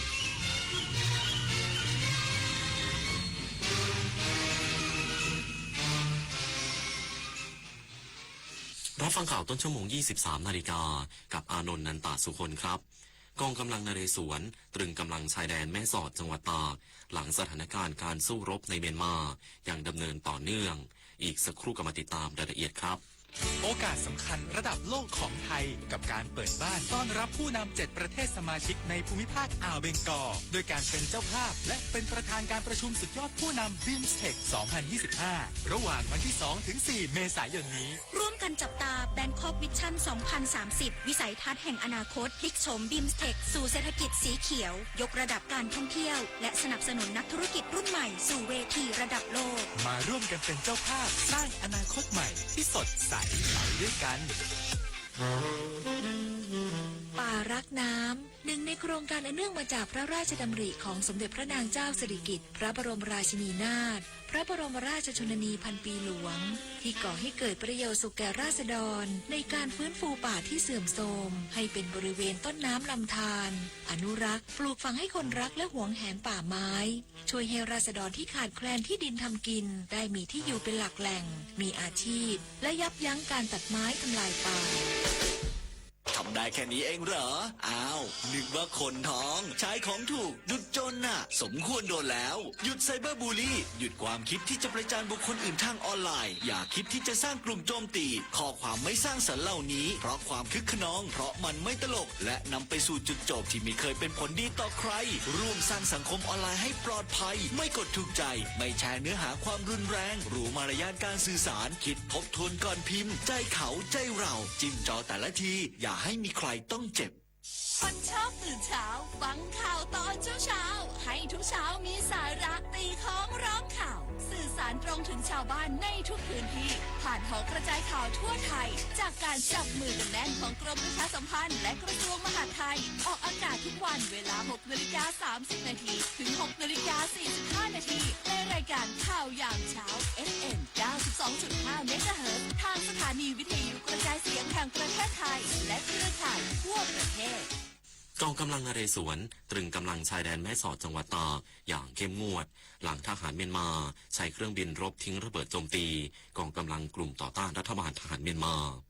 สถานการณ์การสู้รบระหว่างทหารเมียนมากับกองกำลังกลุ่มต่อต้านรัฐบาลทหารเมียนมาตรงข้ามอำเภอแม่สอดจังหวัดตากยังดำเนินต่อเนื่องโดยทหารเมียนมาหวังยึดเส้นทางสายเอเชียคืนจากกลุ่มต่อต้านเพื่อชิงความได้เปรียบทางยุทธศาสตร์และการขนส่งกำลังบำรุงที่ผ่านมาได้พยายามนำกำลังบุกโจมตีกองกำลังกลุ่มต่อต้านจำนวน3ครั้งแต่ยังไม่สามารถเข้ายึดที่หมายได้ล่าสุดทหารเมียนมาใช้เครื่องบินรบแบบยักษ์1301ลำทิ้งระเบิดจำนวน2ลูกโจมตีกลุ่มต่อต้านบริเวณพื้นที่บ้านตะปิโกคีอำเภอเมียวดีจังหวัดเมียวดีรัฐกะเหรี่ยงสหภาพเมียนมาตรงข้ามบ้านดอนชัยตำบลแม่ตาวอำเภอแม่สอดจังหวัดตากห่างจากแนวชายแดนประมาณ10กิโลเมตรซึ่งบริเวณดังกล่าวเป็นพื้นที่ปฏิบัติการของกลุ่มต่อต้านรัฐบาลทหารเมียนมาส่งผลให้มีราษฎรเสียชีวิต2รายบ้านเรือนได้รับความเสียหาย2หลังไม่มีผลกระทบต่อฝั่งไทยโดยทหารหน่วยเฉพาะกิจราชมนูกองกำลังนเรศวรได้เฝ้าติดตามสถานการณ์อย่างใกล้ชิดเพื่อดูแลความปลอดภัยให้กับพี่น้องประชาชนและป้องกันการลุกล้ำอธิปไตยของกองกำลังติดอาวุธต่างชาติดิเรกปิ่นตาแก้วสวทแม่สอดรายงาน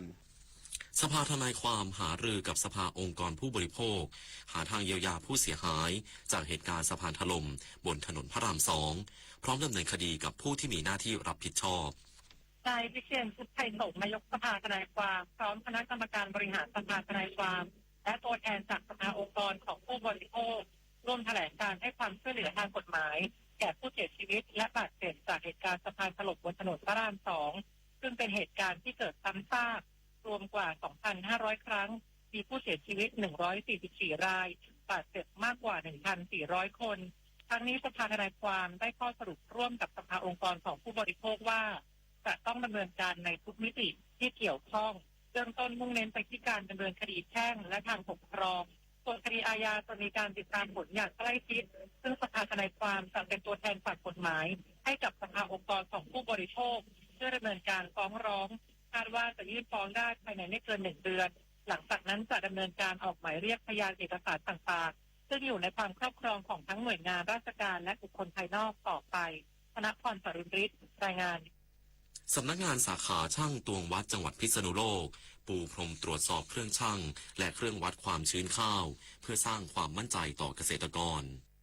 นางสาวประภัสสรม่วงมีหัวหน้าสำนักงานสาขาช่างตวงวัดเขต 1-4 พิษณุโลกเปิดเผยว่าขณะนี้เป็นช่วงฤดูเก็บเกี่ยวข้าวปี 2567 ครับ 2568 ในพื้นที่ซึ่งมีผลผลิตข้าวออกสู่ตลาดจำนวนมากนั้นทางสำนักงานได้จัดทีมเจ้าหน้าที่ลงตรวจสอบเครื่องช่างและเครื่องวัดความชื้นข้าวอย่างเข้มข้นการตรวจสอบได้ดำเนินการที่โรงสีท่าข้าวและจุดรับซื้อข้าวจำนวน 109 แห่งทั่วจังหวัดพบว่ามีการใช้เครื่องชั่งวัดความชื้นที่หมดอายุคำรับรองจำนวน 3 เครื่องซึ่งทางเจ้าหน้าที่ได้ทำการเปรียบเทียบปรับเป็นเงิน 5,000 บาทต่อเครื่องนอกจากนี้ยังได้แนะนำให้เกษตรกรสังเกตการวัดความชื้นและน้ำหนักข้าวอย่างใกล้ชิดเพื่อให้การตรวจสอบเป็นไปอย่างโปร่งใสและถูกต้องยืนยันว่าเครื่องชั่งและเครื่องวัดความชื้นทุกเครื่องที่ใช้ได้รับการตรวจสอบและรับรองมาตรฐานอย่างครบถ้วนพร้อมดำเนินการตรวจสอบอย่างต่อเนื่องเพื่อให้เกษตรกรได้รับค่าตอบแทนที่ถูกต้องและเป็นธรรมตามมาตรฐานที่กำหนดพัชรินทร์ จันทรานนท์สวทพิษณุโลกรายงานจบข่าวอานนท์ นันตะสุคนอ่านรับฟังข่าวครั้งต่อไปเวลา 6 นาฬิกาติดตามข่าวที่นำเสนอไปแล้วได้ที่ www.thainews.prd.go.th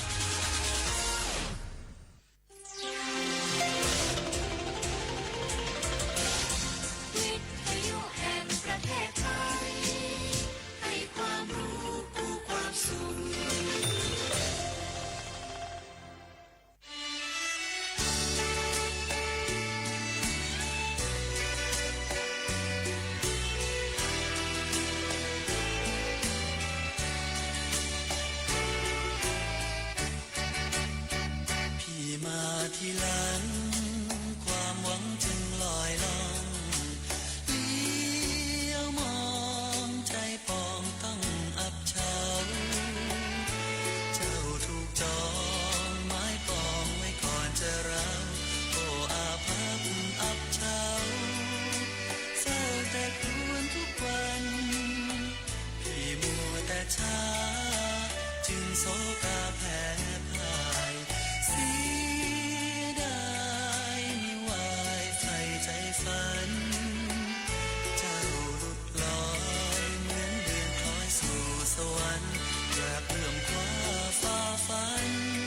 เพราะมันสุดวาสนาโอ้บุญพี่น้อยน้องจึงไม่คอยพบหน้า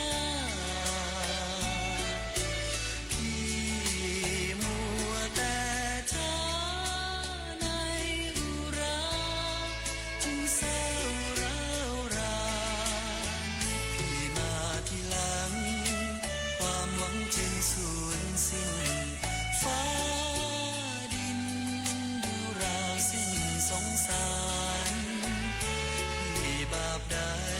ฟ้าดินจึงไม่ประทานสิ่งที่คิดต้องการ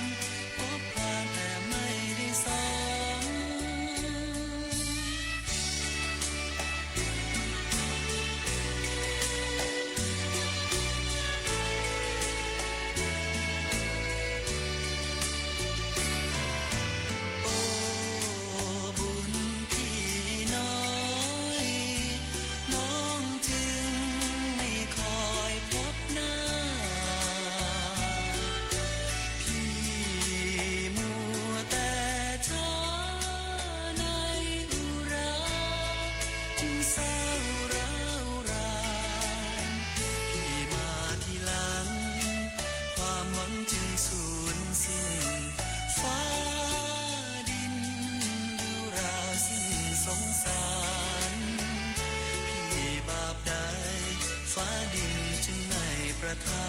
สิ่งที่คิดต้องการพบผ่านแต่ไม่ได้สม